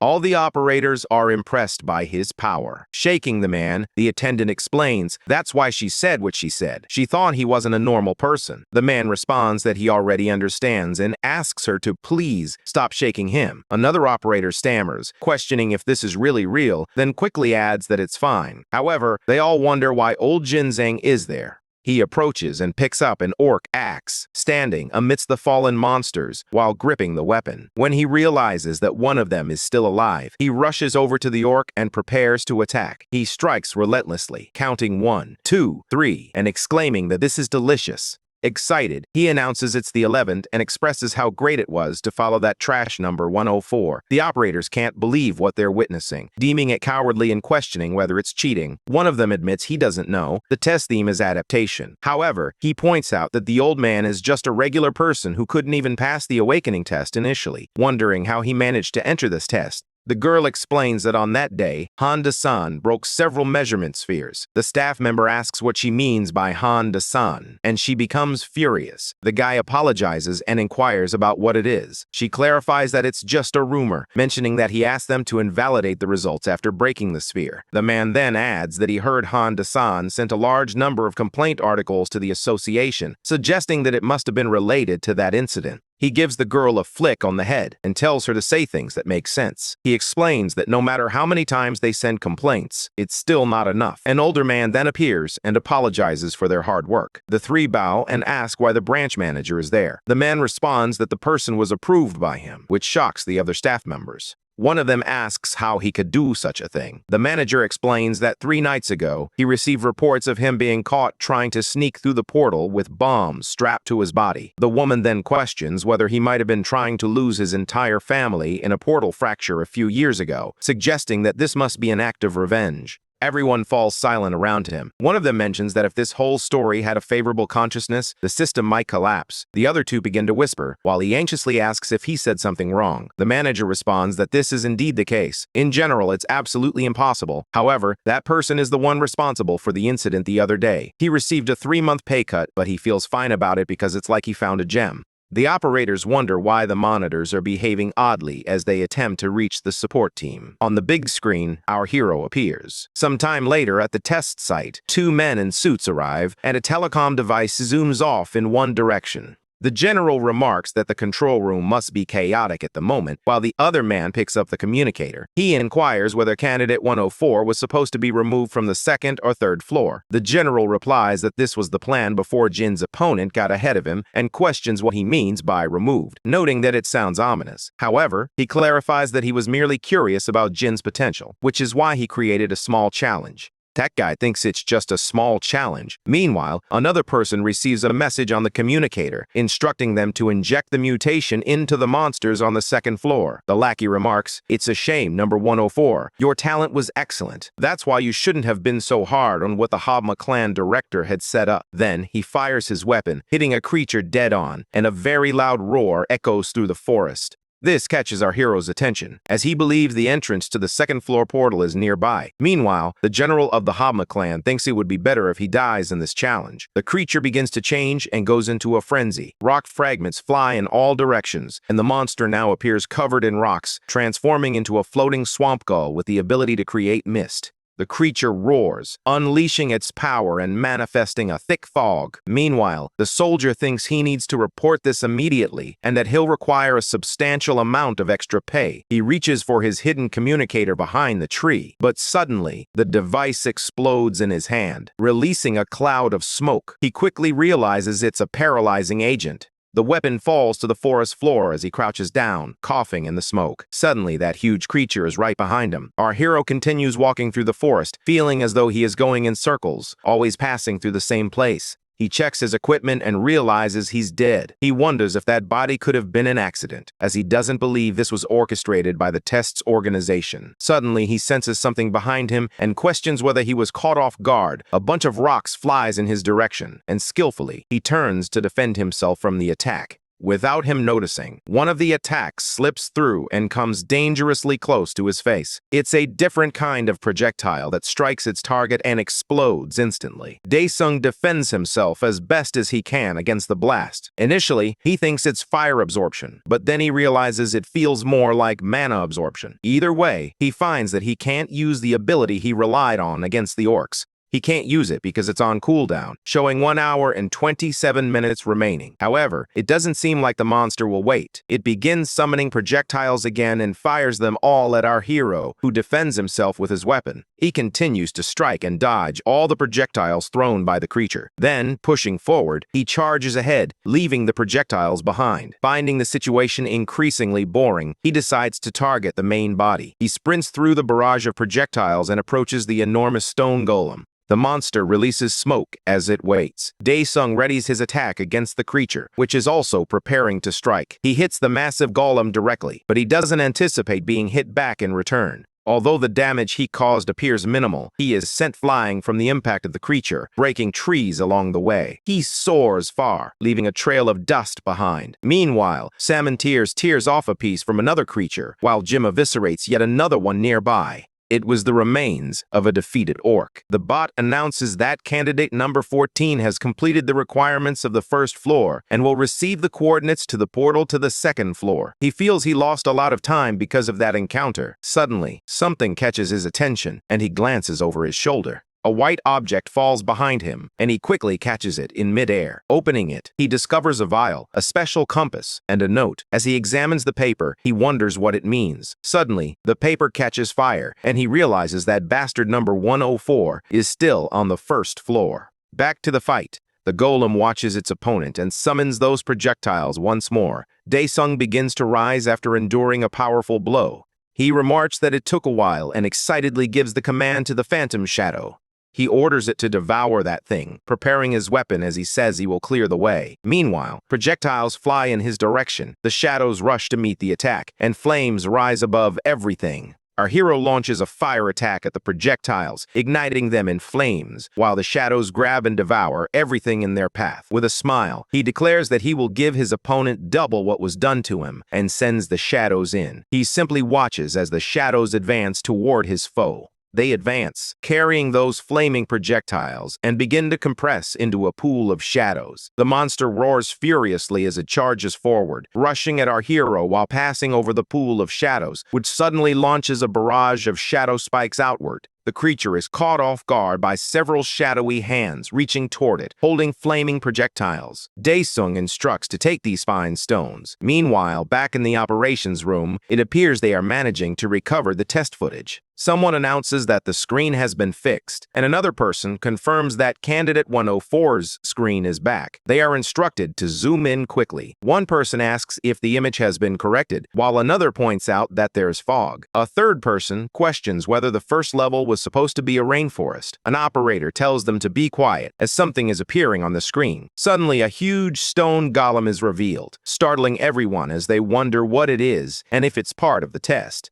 The manager questions what the examiners are doing. One of the examiners asks if what they are seeing is supposed to be right, and no matter how you look at it, it appears to be a mutation. He wonders if they should stop this immediately, as the emergency protectors aren't invincible. The manager is left speechless, filled with concern. Meanwhile, a guy calls for the branch manager. He remains silent as the man insists. One of the men mentions that they just received a signal from candidate 104 and that the examiners were instructed to stay close to him. He asks if they should force an interruption of candidate 104's test. The manager apologizes, stating that he can't assist with that. A surprised girl then tells them to look over there. Shocked, they ask if he has defeated the monster. Meanwhile, the shadows confront the stone creature. Projectiles explode against the golem's body, sending chunks of smoldering stone flying in all directions as the creature falls to the ground, defeated. Thick smoke rises above the tree line, and everyone watches the scene in silence on the big screen. The manager believes that classifying the entity will be impossible. He feels it lies on the borderline and suspects it might just be a measuring error. However, he thinks it remains unclear. This could be a monster beyond his imagination.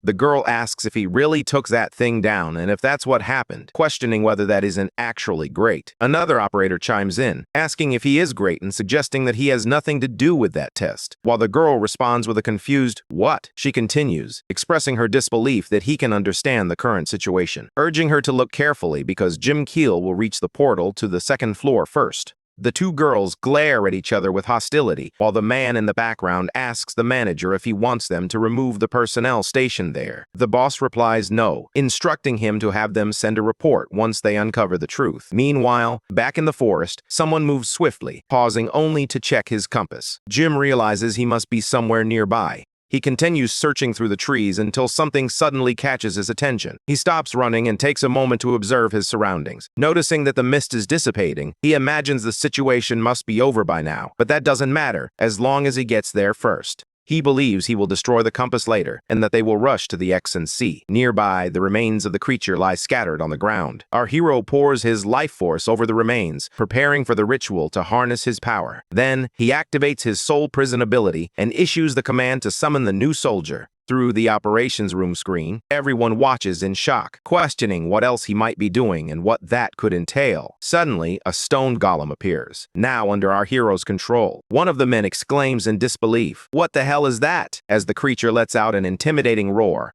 Daesung insists there's no time, commanding the creature to stop posing and show its head. The creature appears a bit embarrassed and bows before him. Daesung then steps on the monster's head with his boot and says, "Run, rock." Nearby, Jim appears to have discovered something. Gazing at the portal, he confidently declares that there's no way he won't be number one. Suddenly, something rushes past him at incredible speed, leaving him speechless. In shock, he wonders what that bastard is. Back at the building where the exam is taking place, the general of the Habma clan walks through the halls, hearing shocked voices coming from inside the room. Satisfied, he declares that he believes this is over now. As the room door begins to open, the big screen reveals his candidate, staring in shock at something. The boy appears to have frozen in place. Angrily, the boss thinks he's an idiot. Meanwhile, we see our hero sitting comfortably on the head of his newest friend. He then orders it to follow this path, as it's the fastest route. Daesung declares that he will create the road, ensuring it goes straight, and names it Rockhead. He instructs the Flame King to unleash a blast, and a powerful jet of fire erupts from his weapon, clearing a path through the dense forest. Then, he questions what it's doing and urges, "Rock, run." The golem and our hero quickly follow the newly cleared road. Daesung then commands the Flame King to blow again.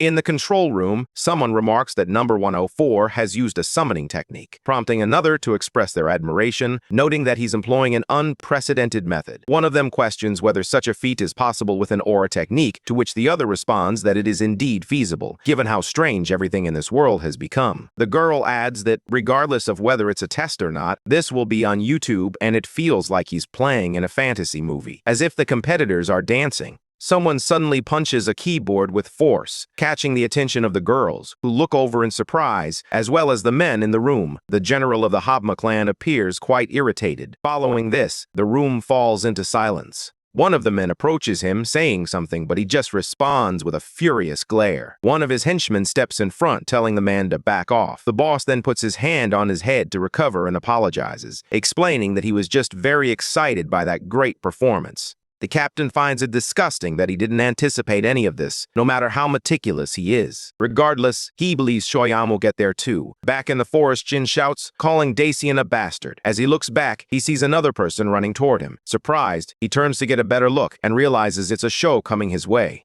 She's approaching at high speed, prompting that guy to start running as well. Meanwhile, our hero arrives in a cold area. He wonders how the first floor was hot while the second is cold, criticizing the lack of creativity. Turning to the golem, he says, "Hey, Rockhead, good job." He then dismisses his soldier, and in the next moment, his bracelet begins to glow. The bot appears, congratulating candidate 104 for successfully crossing the portal to the second floor. Noticing that no one else has arrived, he asks if he can begin. The bot then explains that the top 5 candidates will start from different entry portals, and for now, it will reveal the conditions to complete the second floor. Excitedly, the bot points to a mountain and announces that he must conquer the peak of the snowy mountain. Our hero begins his journey, and a little creature wishes him good luck. He estimates that the distance is around 5 kilometers. Daesung starts his ascent of the enormous mountain. As he climbs, accompanied by drones, he finds the experience rather boring. He realizes he may not be able to use the drones any longer while watching them rise alongside him.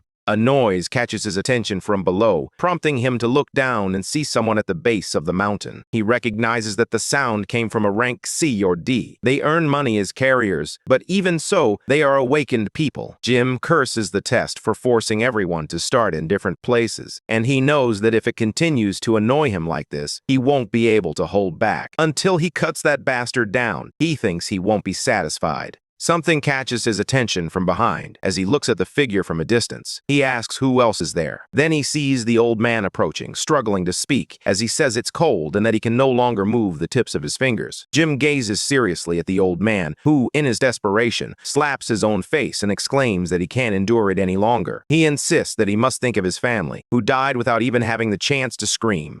He yells that it's not that cold, but in the next moment, an avalanche crashes down on him. He begins screaming, begging for someone to save him. Jim, wearing a wicked grin, tells him to bite his tongue now, calling him a rude bastard, and tells that fly to go to hell. Suddenly, the scene shifts to a train, which appears disconnected. The operators inquire once more about what happened, and someone responds that the transmission drone is malfunctioning. A third operator adds that it appears everything has gone down. Lee Seo takes in the situation, reflecting that it seems the event has begun and hoping that Jin Sheo won't let him down again. Meanwhile, the snow continues to fall on the mountain. As more people arrive, one of them questions whether they really have to go all the way to the top. Demonstrating determination to his companion, he asks if there's any problem with that, asserting they're the most powerful of all combos. Suddenly, someone lands on him, stomping the guy who had been giving a thumbs up. His companion is shocked by the scene, but the newcomer quickly grabs that guy by the head, filled with fury, and overpowers both of them.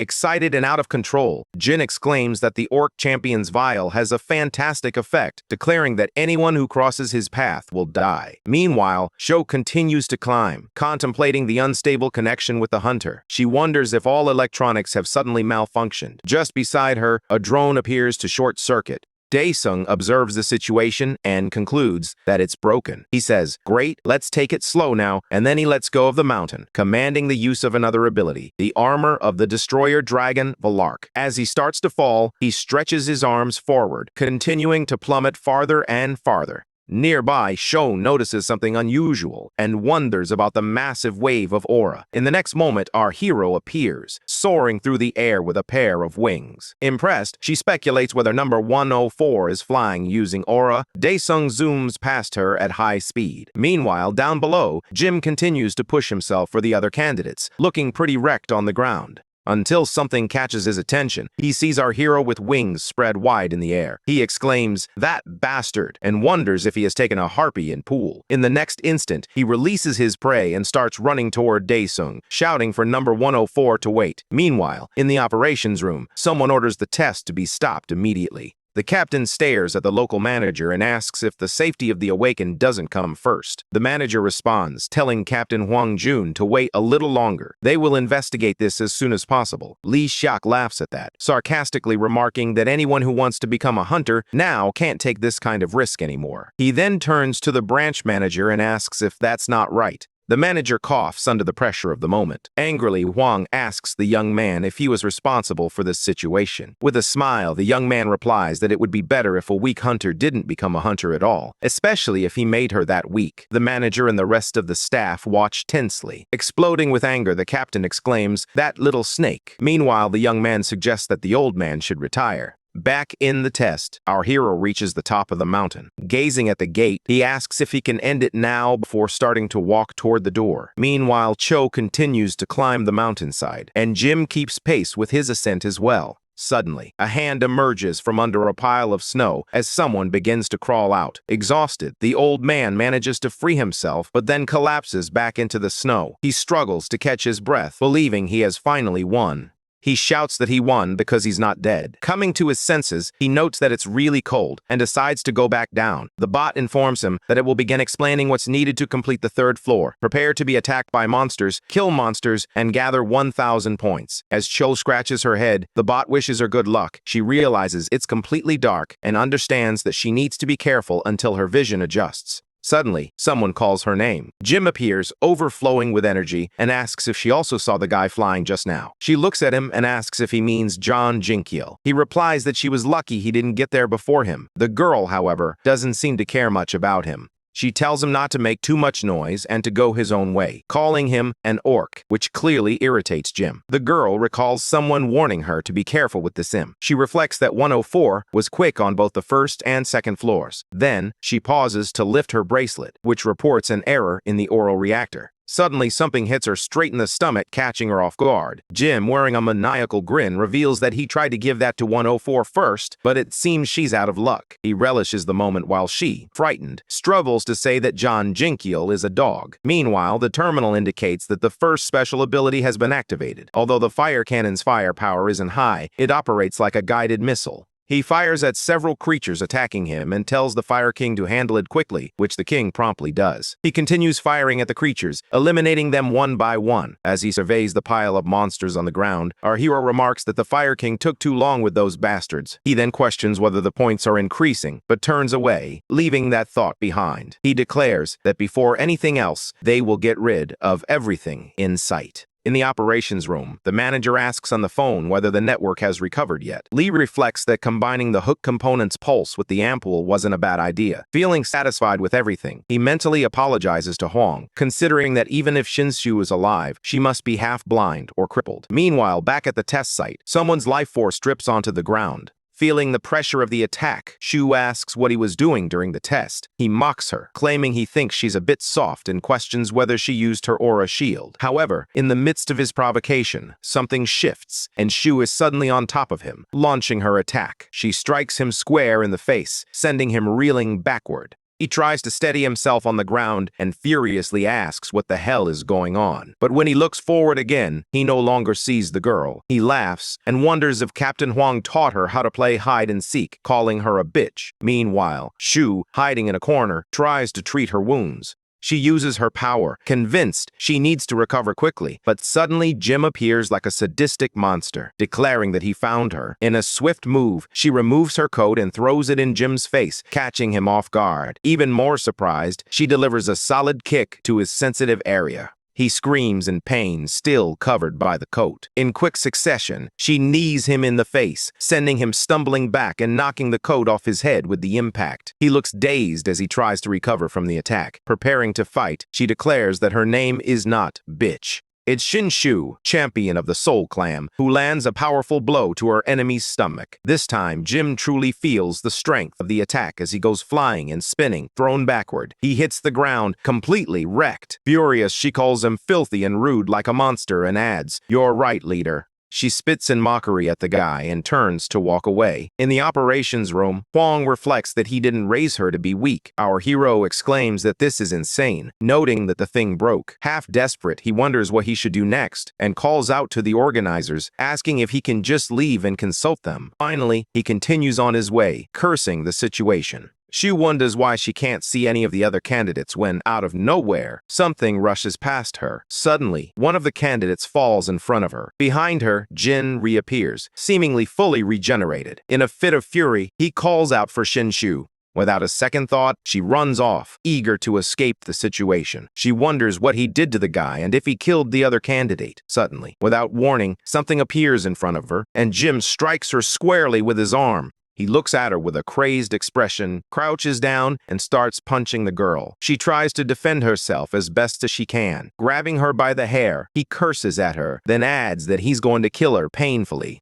Jim continues to hit her mercilessly, and the girl clearly feels the impact of each attack. Pulling her in close, he taunts her to beg for help, suggesting that maybe someone will hear and come running to save her. Ironically, he adds, "Oh wait, the communication equipment is broken. I'm sorry." While he finds no satisfaction in his actions, the girl retaliates by jabbing both fingers into his eyes. He falls backward, screaming in pain, and releases Shu. With his arm over his eyes, he curses her. While she thinks she needs to recover quickly, she knows she must escape. Something begins to change in the man's eyes as she tries to crawl away as fast as she can. Then, he calls her name. Grabbing her by the neck once more, he declares that playtime is over. With red eyes full of rage, he tells her to die now. Suddenly, someone catches his attention. Our hero arrives just in time, asking what he's doing. Excited by the situation, Jim exclaims that it's number 104. He then drops the battered girl onto the ground and starts laughing like a madman. He welcomes number 104, saying he was looking for him. Disappearing from where he stood, he thanks him for coming all the way there. Suddenly, Jim appears right on top of our hero, who remains calm. Daesung simply steps forward, dodging the attack and moving over to the girl. Confused and surprised, he wonders how this is happening.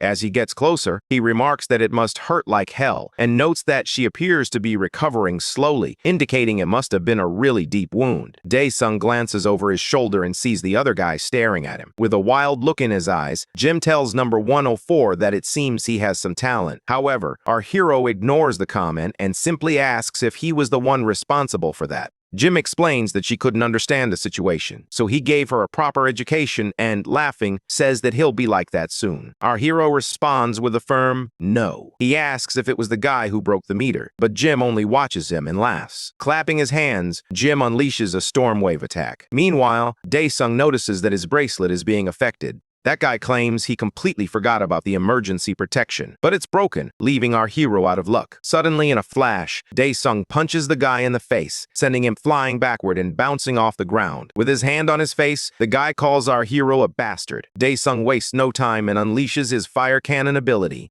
Jim gets nervous and tries to defend himself as a flurry of projectiles flies in his direction. He insists that his talent is not lesser than Daesung's. However, in the next moment, he is taken by surprise when our hero appears right in front of him, accompanied by his commanded soldiers. Daesung expresses that this bastard is provoking his terrible temper. In the operations room, someone informs the manager that the network on the second floor has been restored. He then inquires about the status of the third floor, but the woman replies that it is still undergoing server replacement, which will take another 30 minutes. The manager orders a security team to be deployed to the second floor and instructs them to wait at the third floor gate, to which the girl confirms.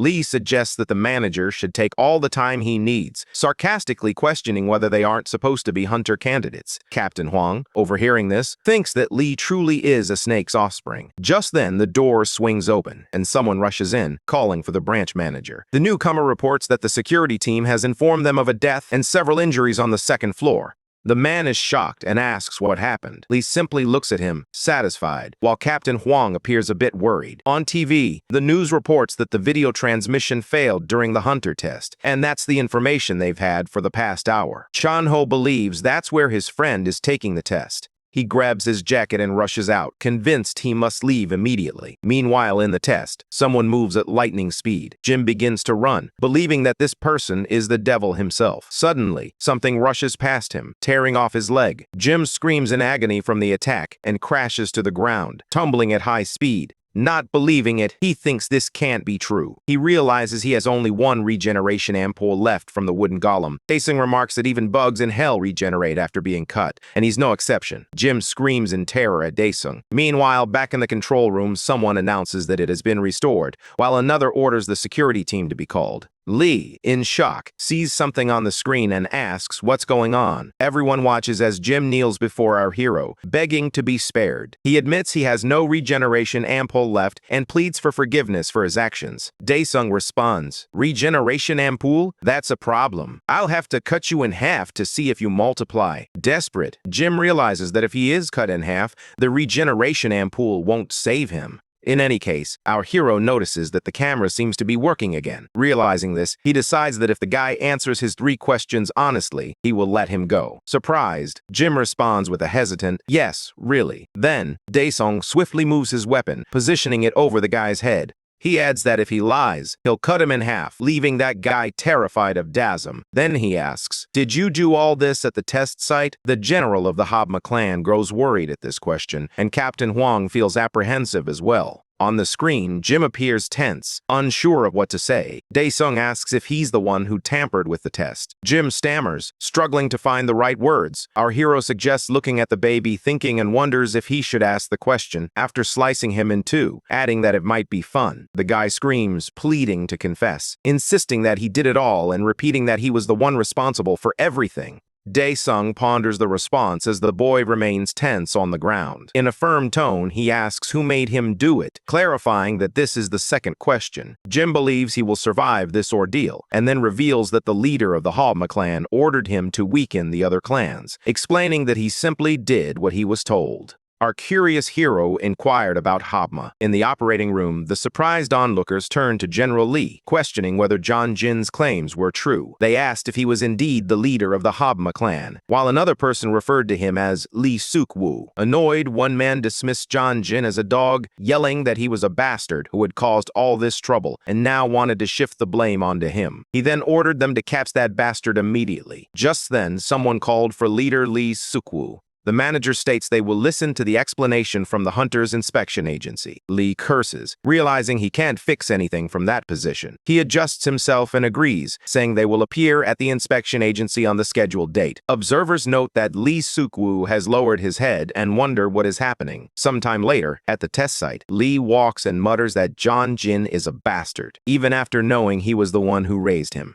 He declares that he will grind him like rat meat. One of the men calls for his leader and asks if he really has to lower his head so much. Suddenly, he stops. Lee calls him a stupid bastard, warning that if he had said one wrong word, Huang would want his head. Nearby, someone clenches their fist in anger while Huang watches everything with fury. The manager thanks him for his patience with the association, but Huang replies that he didn't tolerate it because of them. He then turns and starts to leave, thinking they are all trash. The manager speaks on the phone, stating that the entire security team has been deployed and the test is over. He orders the activation of emergency protections and the relocation of the injured. Meanwhile, inside the test, our hero says, "Third." Jim waits tensely for the question, asking if there is any point remaining. The boy then asks what he means by that. He believes that if he lies, he will be cut in half, and even if he has 1 point remaining, he will still face the same fate, regardless of how he answers. Suddenly, the bot congratulates him, announcing that Han Daesung has placed first, and that the test is over, thanking everyone for their participation. Daesung remarks that it ended rather suddenly, but he congratulates himself because, after all, he is an incredible S-class hunter. In the next moment, our hero attacks the boy, and as promised, he splits him in half. Daesung mentions that he had 1 point remaining and questions why he didn't answer the question correctly. Suddenly, something catches his attention. He turns to see her surrounded by green energy. Meanwhile, at the snowy mountain peak, the security squad approaches the portal, instructing that the injured should be evacuated first. Inside the 3rd floor, they report finding an injury. They call for a stretcher. On the Hunters Association board, people are discussing the disbandment of the Habma clan, praising 104 for their efforts, among other topics. Someone slams their notebook shut, while an old man closes his eyes in contemplation. A woman approaches the president and informs him that all 10 clans are present. He thinks about the person who came to the association today just to see his face, and feeling disheartened, he says, "My God." She mentions that even with the power of the 1st floor, Han Daesung would already be S-class. The old man then asks if he is the first monster since Li Cheng. Pointing to a document, he says, "Secretary, Han Daesung, male, this one." He adds that, no matter what, he must make him a member of their association. The woman replies, "Yes, sir." Outside the building, several cars are parked, while inside, it's quite busy. One of the men asks how the test went, and another replies that the video retransmission was completed. The Habma clan is finished, and questions whether Jim did everything alone.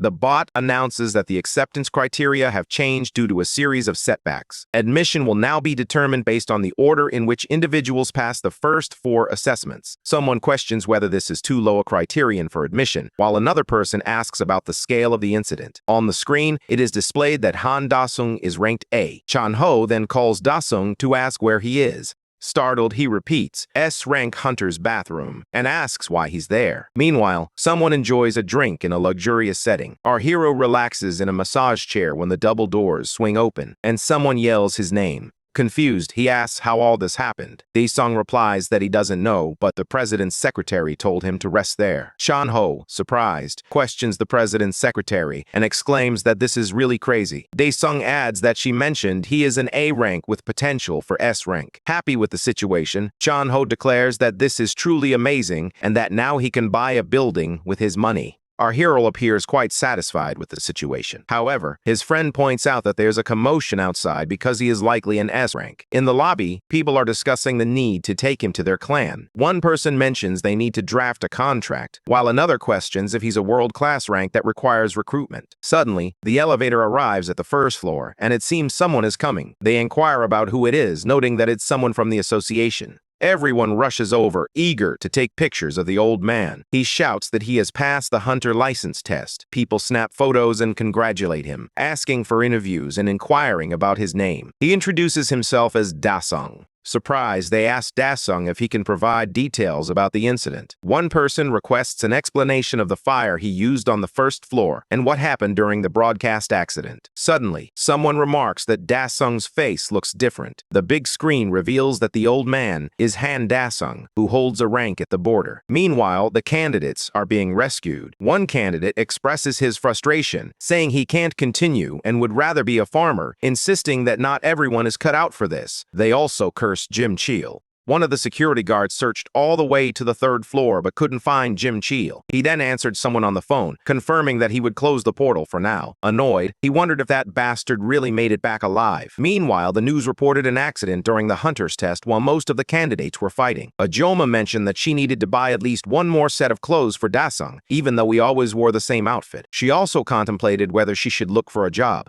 On TV, it reports that Daesung has received a rank with a unique skill, and specialists believe he could claim the spot of the 6th awakened S class. His mother is shocked by the news. From inside the house, Ajoma can be heard yelling for her daughter. The girl rushes in, asking what's happening with her mother. Ajoma responds that it's the news and inquires about what they are saying. Also shocked, she asks if her brother is an A rank, which is crazy. Suddenly, the door opens, and our hero walks in, announcing his arrival. The two look at him in shock, a bit tense. Daesung asks what's going on. Meanwhile, at the Habma clan headquarters, an inspector declares that from now on, it is completely forbidden to participate in any activities related to the Habma clan. All hunters in that area, without exception, will be forced to withdraw through an official procedure. He identifies himself as Lee Suk-woo and expresses his disbelief at the absurdity of feeling this way about the potential for the 6th player. He reflects on his trust in him, acknowledging that he should have doubted himself but didn't. Believing that Jim can't bring him down, the only person who can do that is himself. The inspector states that the leader must accompany him to the investigation agency.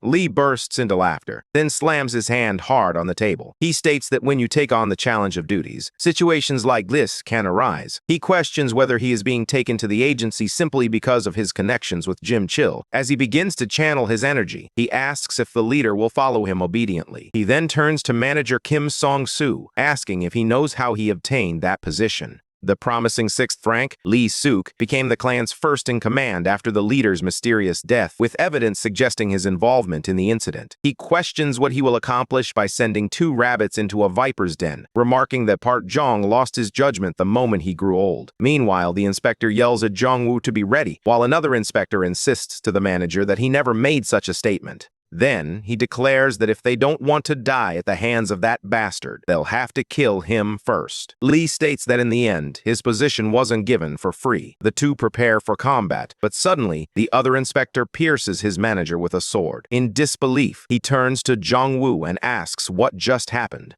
The man attempts to explain to the manager that it isn't him. Lee sarcastically remarks, "My God, an internal fight. The Inspectors Association has a bunch of problems too." The inspector then asks Lee if that is his ability. In response, the man simply wishes Inspector Kim Song-soo good luck and activates the puppet aura ability. Instantly, several threads of energy soar through the room. One of the men screams in fear as he watches his boss fall lifeless. Trembling, he apologizes to his manager, stammering that he didn't do it. Sometime later, the double doors open, and the clan leader strides down the hallway with his henchmen lined up behind him. Then, Lee asks if he should inform the association president about what will happen if he dares to touch him. shows receiving medical care. Juan watches her lying in bed. The doctor explains that she can no longer work as a hunter since her aura was shattered. As he stands there, deep in thought, his eyes fill with fury. Irritated, he realizes that now is the time for judgment against Lee Sokwool. At home, the mother tells Daesung that she can't watch him engage in something so dangerous. Jisoo agrees with her mother, stating that while she knows from the news that he has become a great person, dangerous things are still dangerous. Daesung recalls Chanho saying that if he wants to become a hunter, 99% of families will oppose it, and the other 1% will kick him out of the house. With a smile, he thinks to himself that it's just as Chanho said. Fujoma tells him that, as his mother, if he falls or something goes wrong like last time, she won't be able to handle it. Daesung interrupts, saying he has already signed a contract with Chanho's clan. Jisoo asks if that's the clan of his friend Chanho, and then questions whether he signed a contract with the Seoul clan. Suddenly, our hero opens his inventory and reaches inside, leaving his mother shocked. His sister then asks why he's suddenly doing magic. He responds by throwing a package full of money onto the table. Daesung mentions that he received an initial payment from the Seoul clan and asks his mother to pay off everything she owes, suggesting she use the rest for daily expenses. There is a substantial amount of money involved. His mother, still in shock, asks when he received the initial payment, while his sister, feeling happy, adds that they even paid in cash. Daesung wonders why they are so surprised, reassuring them that he will earn even more in the future. He tells his sister to focus on her studies and assures his mother that he will take care of the house. From now on, he will protect both of them. The two are touched by this promise but remain silent. Feeling awkward, he asks what kind of reaction that is, wondering if it wasn't supposed to make them happy. Ajima wipes her tears and reassures him that it's okay, while Jisoo admits it's frustrating, but seeing the money changes her mind. Our hero reflects that if this is the reward for coming back from hell, it seems very worthwhile.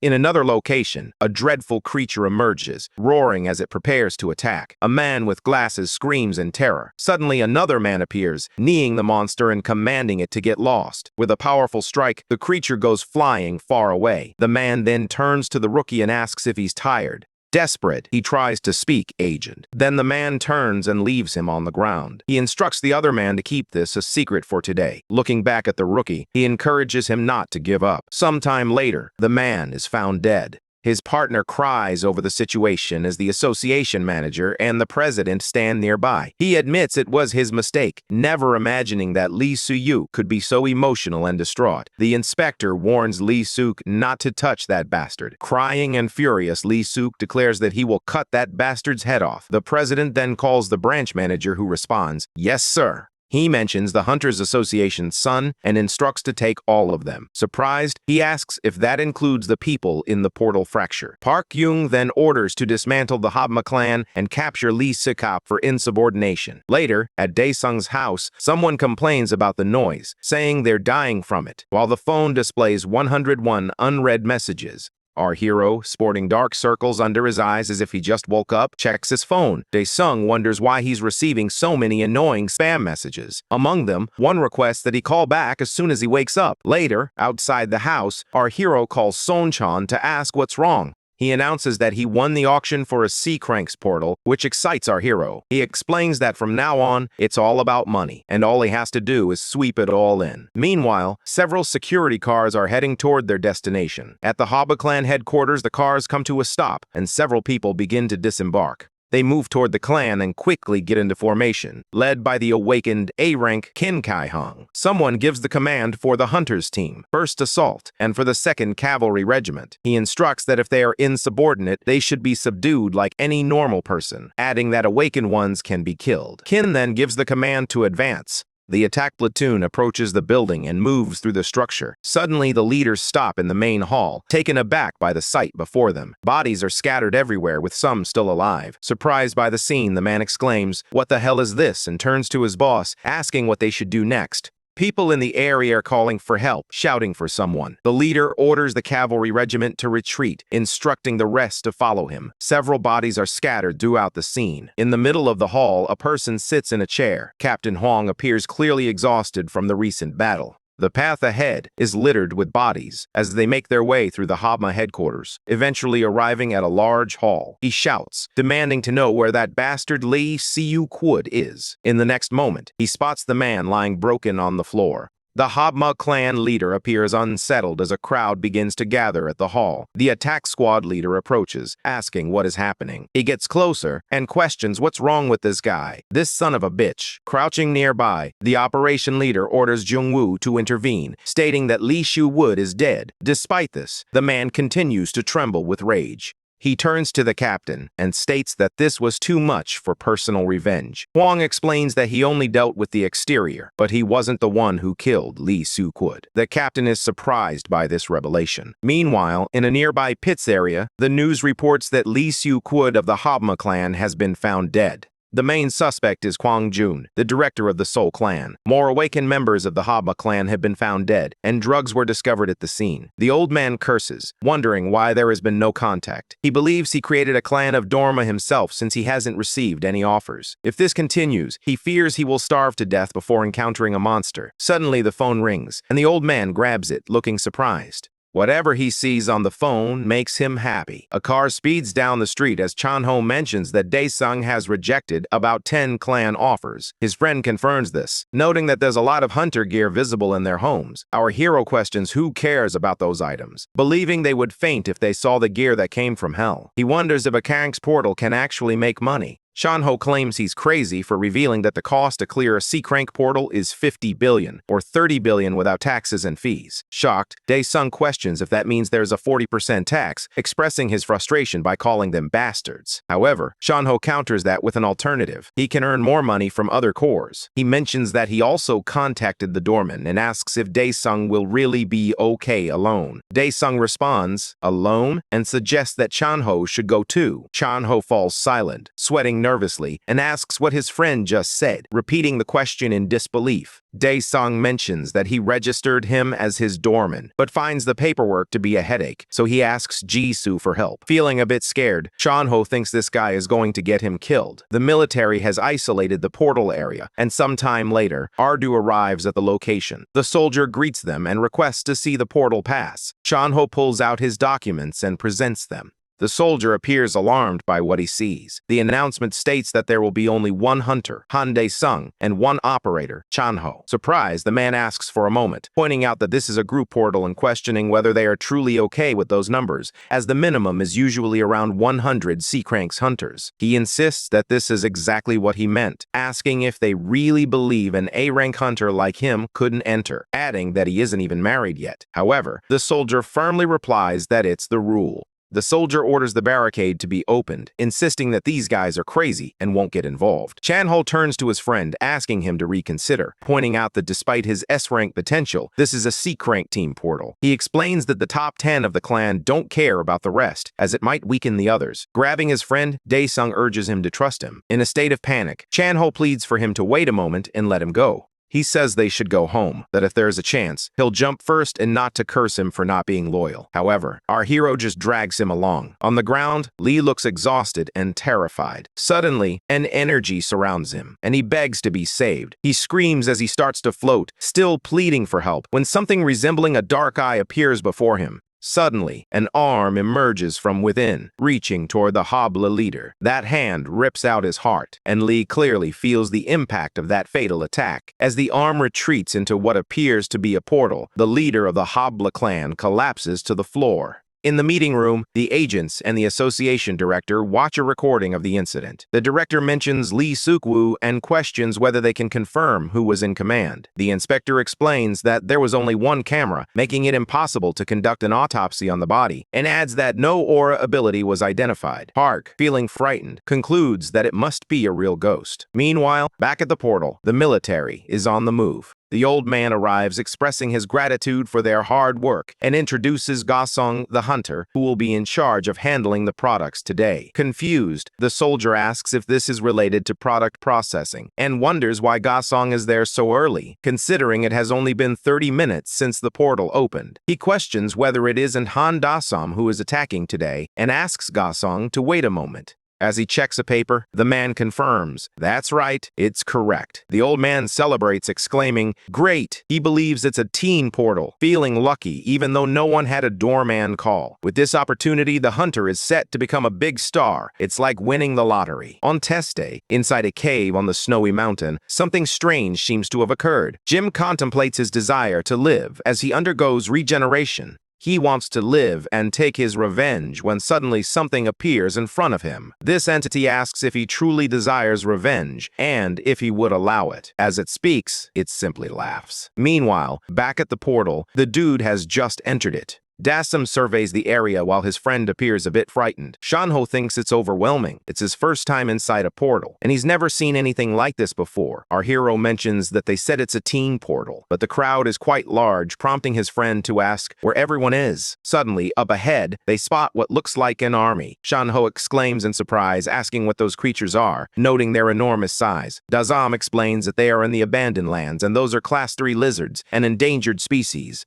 The creatures charge at them, shouting for food. Daesung pulls a massive sword from his inventory, declaring that with so many lizards gathered together, it will be perfect for dealing with them. He instructs Shanho to watch closely as he sprints toward the monsters at high speed. His friend is impressed by it. Daesung leaps over the army of creatures and lands among them like a mirror. The terminal indicates that the third ability of Hellfire has been activated. Our hero then unleashes an ability called Volcano, slamming his weapon into the ground with tremendous force, resulting in a massive explosion all around. The lizards begin to burn, unable to defend themselves. Some try to run, while others scream in terror. Just a few seconds later, the army is wiped out, leaving our hero standing in the midst of a scorched landscape. Shanho wonders if that is truly his friend. Daesung stands among the pile of dead lizards, thinking it smells like roasted seaweed. Shanho admits he's a bastard, while Anawagi suggests that his friend might have called him a jerk for hiding his strength and being unafraid of anything. Daesung declares that he'll show him now. Then, his friend announces that they've decided to take action, not in Korea, but as part of a clan with global power.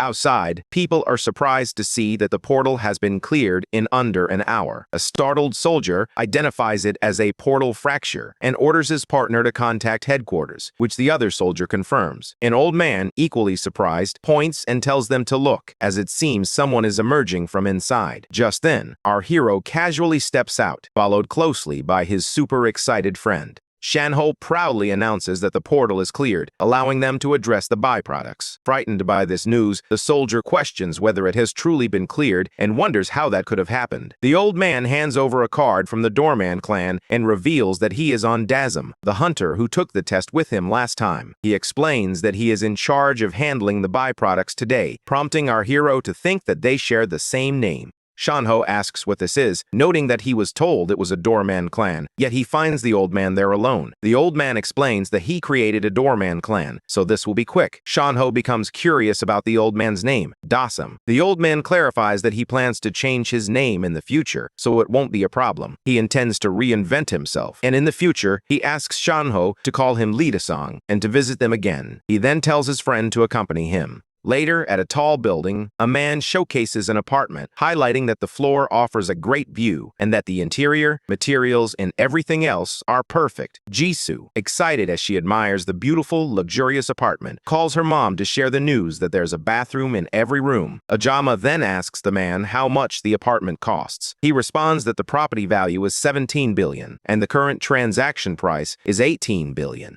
Shocked, she questions the 18 billion, and the realtor confirms that's correct, apparently due to a nearby hunter association. He emphasizes that her son is the most important thing in the world right now. He mentions that he recently heard her son is a successful hunter. Jisoo responds that her brother is nearly an S-Class A rank and will soon achieve S-Class. Ajima comments that she is bragging about her brother, and the man adds that he thought her brother looked familiar.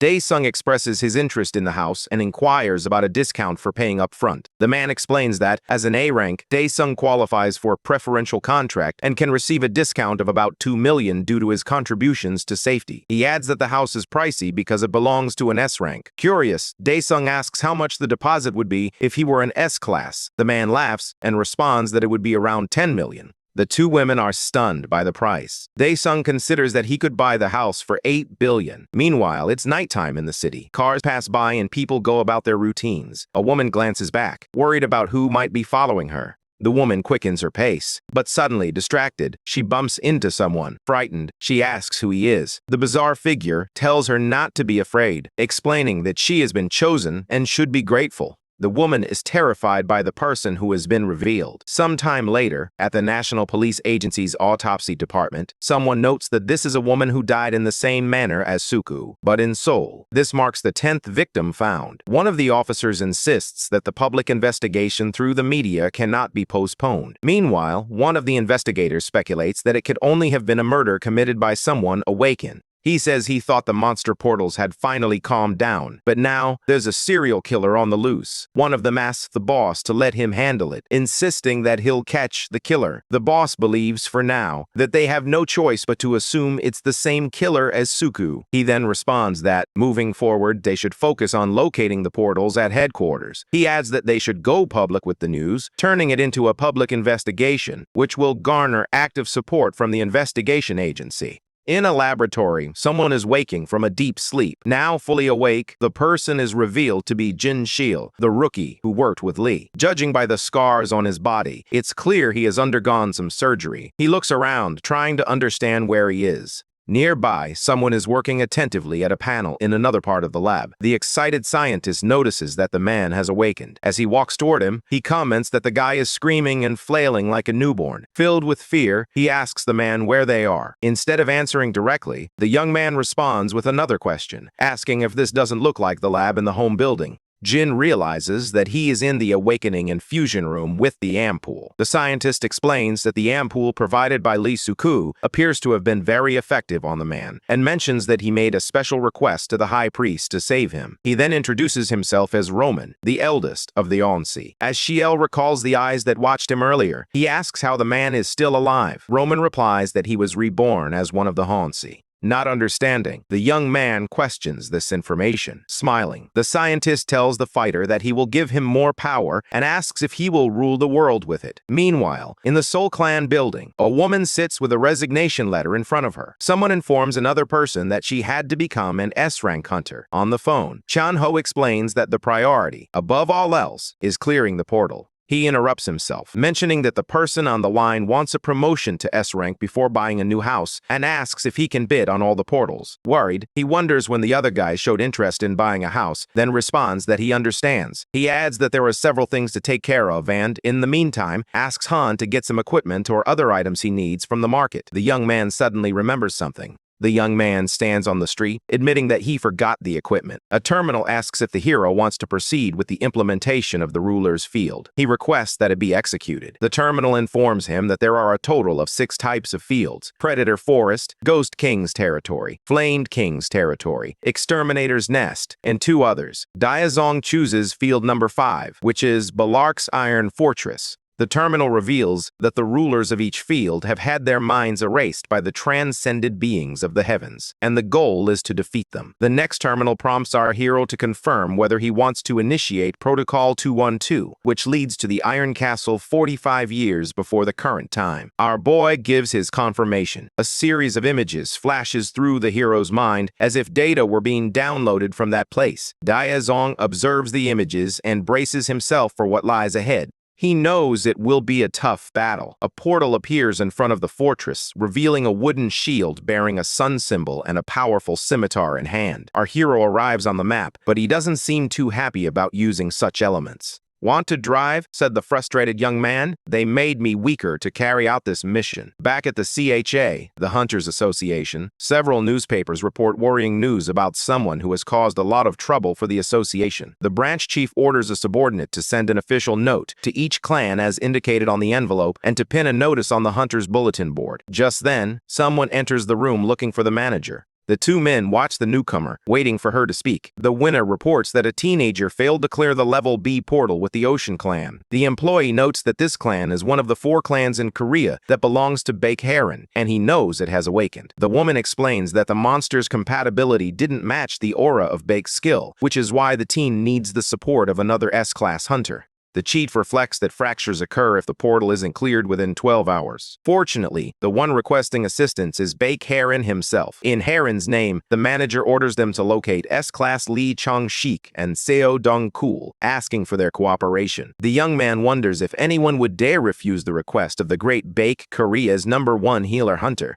The woman explains that one person would refuse, Riva Soyeon from the fortress, due to their rivalry. Interrupting the conversation, the manager suggests that, if necessary, they should use air transport to avoid any bad luck, and the other two understand the urgency of the situation. Watching from afar, a part of the city resembles a ghost town, as if it were preparing for a zombie invasion. Meanwhile, at the Hope Orphanage, several children are enjoying themselves in the playground under the supervision of an adult. A boy jokes that he is the strongest hunter and will easily defeat another child. The second child, feeling sad, replies that he won't be the monster because he hates them. A man approaches the two children and asks how she thinks her father fights them. He is Sai Dong-chul, a level 2 S-class awakened from the Crow clan. Striking a martial arts pose, the boys prepare to attack, shouting together, "Monster!" Then, the three of them have fun as the man pretends to be a monster while the children try to defeat him. A nun approaches in a hurry, calling for the director. With the boys hanging onto him, the man asks what happened. The sister informs him that an urgent message has been issued by the Hunters Association, asking the nun to take care of the children. He explains that he must go to the gate. As he walks away, the woman urges him to be careful and not to get hurt. He replies that he is South Korea's #1 great hunter and tries to reassure her that everything will be fine. Meanwhile, on Jeju Island at the C-rank portal, a group of hunters gathers to close it. Suddenly, someone walks calmly out of the portal. Lee Chong-sik, an S-class awakened from the Chosun group and the top-ranked hunter in Korea, steps out, feeling bored by the ease of the mission. The group, arranged in 2 rows to form a corridor, bows their heads in gratitude for the hunter's efforts. The apprentice explains to her master that she received an official request from the association in Baek Rin's name, asking for assistance in attacking another portal. The man questions why such a powerful hunter would need help. As he watches the helicopter fly overhead, Lee recalls that the young woman was very beautiful. Someone stands atop an activated portal, and Han is unsure of what is about to unfold. A horned creature begins to slowly emerge from the portal. Once fully out, the beast kneels, leaning on its weapon, while Daesung watches from the bottom of the stairs. The enemy activates a power that envelops its entire body. The difficulty is unknown, and the objective is to defeat the gatekeeper without a time limit. The task is to deal with the enemy, and the reward includes conquest points and 10,000 implementation. Our hero realizes that he will be defeated if he attempts to confront the enemy in his current state. For this mission, he has access to the priest's Odi sword and the great ice giant's shield. Sitting on the ground, the young man begins to contemplate how he can achieve victory with the resources at his disposal. He tries to recall how to defeat the creature, but nothing comes to mind. As he stares at his weapons, searching for a solution, an idea suddenly lights up his thoughts: an ice shield. He then turns his gaze to the warrior dragon, which seems to patiently await its opponent. In the next moment, our hero exclaims to himself, "Eureka!" Somewhere else in the city, at the entrance of the B-ranked portal, security guards stand watch, protecting the area with tape and instructing journalists not to cross. A reporter informs a news outlet about his location, revealing that the Ocean Clan is gearing up for a second attack after their failed attempt to capture the first portal. Meanwhile, 2 guards, resembling characters from Men in Black, express their annoyance, questioning how these vultures managed to obtain all this information. Amazed, the crowd watches as the Ocean Clan approaches, accompanied by the incredible Baek. They eagerly ask the woman for an update on the mission's progress. Standing back is Heron, an S-class hunter from the Ocean Clan, while reporters bombard her with questions about the mission's failure and even her dating preferences. The crowd appears mesmerized by the beautiful woman, showering her with compliments about her appearance and fighting prowess. She approaches a journalist and kindly asks to borrow his microphone, and the man can hardly believe his luck. She begins to explain the mission, stating that she will block the B-rank's opening and will rely on the help of the 2 best hunters in Korea. The reporters wonder who could possibly be better than their muse, and some suggest 2 possible names. The announcement confirms the rumor, revealing that the 1st and 2nd places in the South Korean rankings are indeed present: Lee Chong-sik and Seo Dong-kul. As they absorb the information, people try to understand how the men arrived so quickly at the portal entrance. Lee expresses admiration, noting that even though the previous attack failed, she remains resolute. He suggests that the girl enjoys the spotlight, suspecting she might be the one who leaked information. Cheerfully, the woman approaches the two, suggesting they should go together. Meanwhile, journalists argue among themselves, rushing to send out the news, while another crafts a catchy headline about the B-rank breach involving Elise Seo Baekdu. Out of nowhere, a fireball flies toward Han, who is throwing fireballs at the warrior dragon. However, the enemy appears unfazed by the attacks. Suddenly, it opens its eyes and lets out a deafening, powerful roar. Our hero realizes it's showtime as the beast has just awakened. The young man grabs his weapons and prepares for what lies ahead. He knows that one mistake could lead to his instant defeat, so he must focus. The enemy taunts him, saying, "How dare a rat like this challenge me?" However, before he can respond, the warrior loses his balance due to something on the ground, and the beast senses that it's going to be a good fall. Because of a puddle of water, the warrior dragon falls backward to the ground like a tree. Han realizes this is the perfect opportunity to attack. He activates his aura and charges forward, running until he reaches the enemy's side at chest level. He prepares his strike, holding his scimitar upright and ready for a top-down attack. Just as the beast turns its head to the side, our hero notices a mark that seals something. With his sword, he strikes the seal, and with that blow, he defeats the warrior. As a result of this victory, the enemy disintegrates before his eyes, turning to ashes that scatter across the ground. Our boy feels a sense of happiness, vaguely recalling the creature's weakness at its neck. As he drops his sword and shield, he tells himself that he won't need them anymore. The terminal announces that, having defeated the enemy, Han may enter the castle. It also indicates that he has returned to the same location as before. The young man realizes he needs a weapon before moving forward. On one of the castle's walls, several spears are stuck near a torch. A corridor lined with torches reveals a trap of dangerous spikes hidden beneath the ground.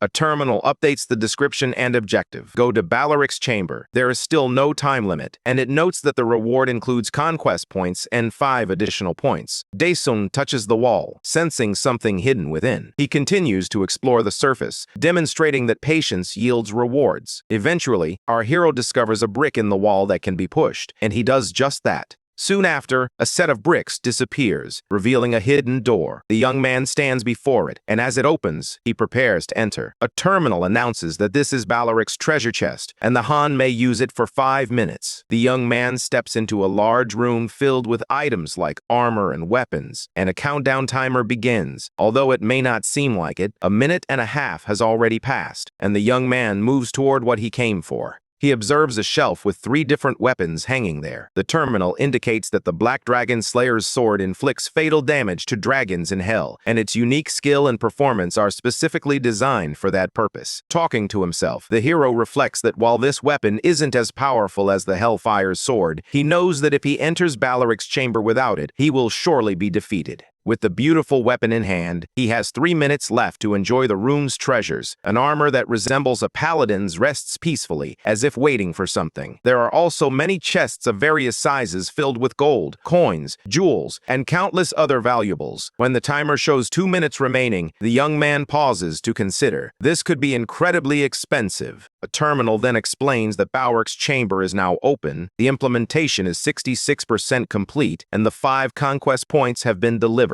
Han stands in front of a massive iron door, feeling cocky as he mutters to himself that it's just the final wasp. A bizarre creature rages in fury, prompting Dong Chil to comment that its noise is going to ruin his ears, and that they need to take care of that mouth quickly to silence it. He faces the huge creature, using his power in conjunction with his weapon. Suddenly, the hunter launches himself from the ground. As he leaps, he prepares to counterattack, striking with all his strength using his weapon. A massive explosion of energy erupts, and he looks back, shouting for them to attack now. The group of hunters charges forward, yelling and brandishing their weapons. They begin their relentless assault on the monster, screaming for it to die and calling it a beast. One of them exclaims that he can't cut through it. From behind, Han shouts encouragement, praising their efforts and telling him to finish it. Behind her, someone calls her name and asks if she's sure she'll go on a date if he approves it. She is surprised by Chang's condition. Then, she uses her healing aura ability. Feeling better, he gets up and says, "Nice." She asks him why he's acting that way. He turns to Heron and says it's a gift. Lying there is a dangerous type of monster, a Class 2 Overking. Surprised, she asks if he defeated an Overking by himself. Hugging her, he asks if he doesn't look cool. Annoyed, she demands that he take his hands off her. Someone yells for everyone to avoid Jessica and instructs them to bring the injured guy back. Using his power, Dong Shu feels surprised, as it has been a while since he had to carry someone. As he returns to the fight, he reminds her to keep the promise about their date. In the next moment, he takes off with a burst of speed and vanishes. Confused, she wonders if she actually made a promise. Back with her hero, Daesung gazes at a massive palace, believing he has finally reached the final boss. He instructs to open the enhancement potions and begins selecting from them. Dozens of colorful potions materialize before him, while the terminal displays that the absolute ruler has 128,000 conquest points and prompts him to confirm if he wants to consume the potion. He commands that all enhancement potions be applied, and they begin to respond to his command, granting him bonuses in strength, agility, power, defense, critical hit, and resilience. Satisfied with the results, he thinks the potions are great and says, "Let's go." The enormous double doors swing open, revealing a grand hall. Inside, he sees a creature clad in exceptional armor and wielding a formidable weapon. Smiling, he remarks that it has been a long time since they last saw each other. The creature simply stares at him in silence. Suddenly, a loud crash erupts from the side, and a massive, furious red dragon appears at the boss's feet. They approach our hero, who is ready to begin the epic battle. The terminal indicates that he must overcome the fear of the red dragon's annihilation. To prepare, our hero activates his blood naturalization skill. Suddenly, a guy appears, greeting everyone with loyalty. Hello, subscribers of the weekly Hunter channel. He introduces himself as the streamer Dragon7 and assures them it's all about chill vibes. He then tells his brothers that they're kicking off Hunter Week with the hot rankings. He says that Immovable is in first place, the youngest son of the Shabal, who hunts as a hobby, and the leader of the Chosun clan, serving as the clan president. He also mentions the director of the Hope Orphanage, a person who has declared himself the father of the orphans. Next, he notes that lilies have bloomed in the hunting grounds. This is back to Heron, who reports that there was a B-Ranks portal fracture crisis this week, but with the least Shabak combination, it was resolved in 6 hours. Then, he has something else to say. Sitting at his computer, he says, "What? I think I've seen this guy somewhere before." He wonders if it's possible for a solo conclusion to be made on a teen-type portal. He thinks not, but he feels he recognizes him. Excitedly, he wonders if it's the older guy from the other day. Later, at the Hunters Association, someone reads the news. They ask who will succeed the Hama clan, mention that the leader of the Soul clan was arrested, and report that Daesung cleared a Type C portal alone. That guy believes the speed at which portals are being closed is increasing. Another guy calls out to Jayak, suggesting they go for drinks today. However, Jayak replies that he has some things to take care of at home and plans to go home instead. The guy responds that it's fine. They can go another time. Jayak agrees while continuing to work on his computer. He glances at a map filled with glowing red markers and remarks that they are running out of offers, so he will need to change the mood. Elsewhere, a huge red dragon smirks as it watches our hero. Suddenly, it unleashes a blast of fire at Daesung. Our hero reacts swiftly with a simple strike, hitting the dragon directly. The monster roars, spewing fire and fury, while our hero pierces it with his powerful sword. Daesung reflects that this situation reminds him of the old days, noting it's been a long time since he's been this dirty with an enemy's life energy. Finally, the massive monster rises, ready to enter the fight. Our guy effortlessly dodges its powerful attack, barely needing to move to achieve this feat. With a serious tone, he remarks that the attack was hardly anything, while the enormous creature growls menacingly at him.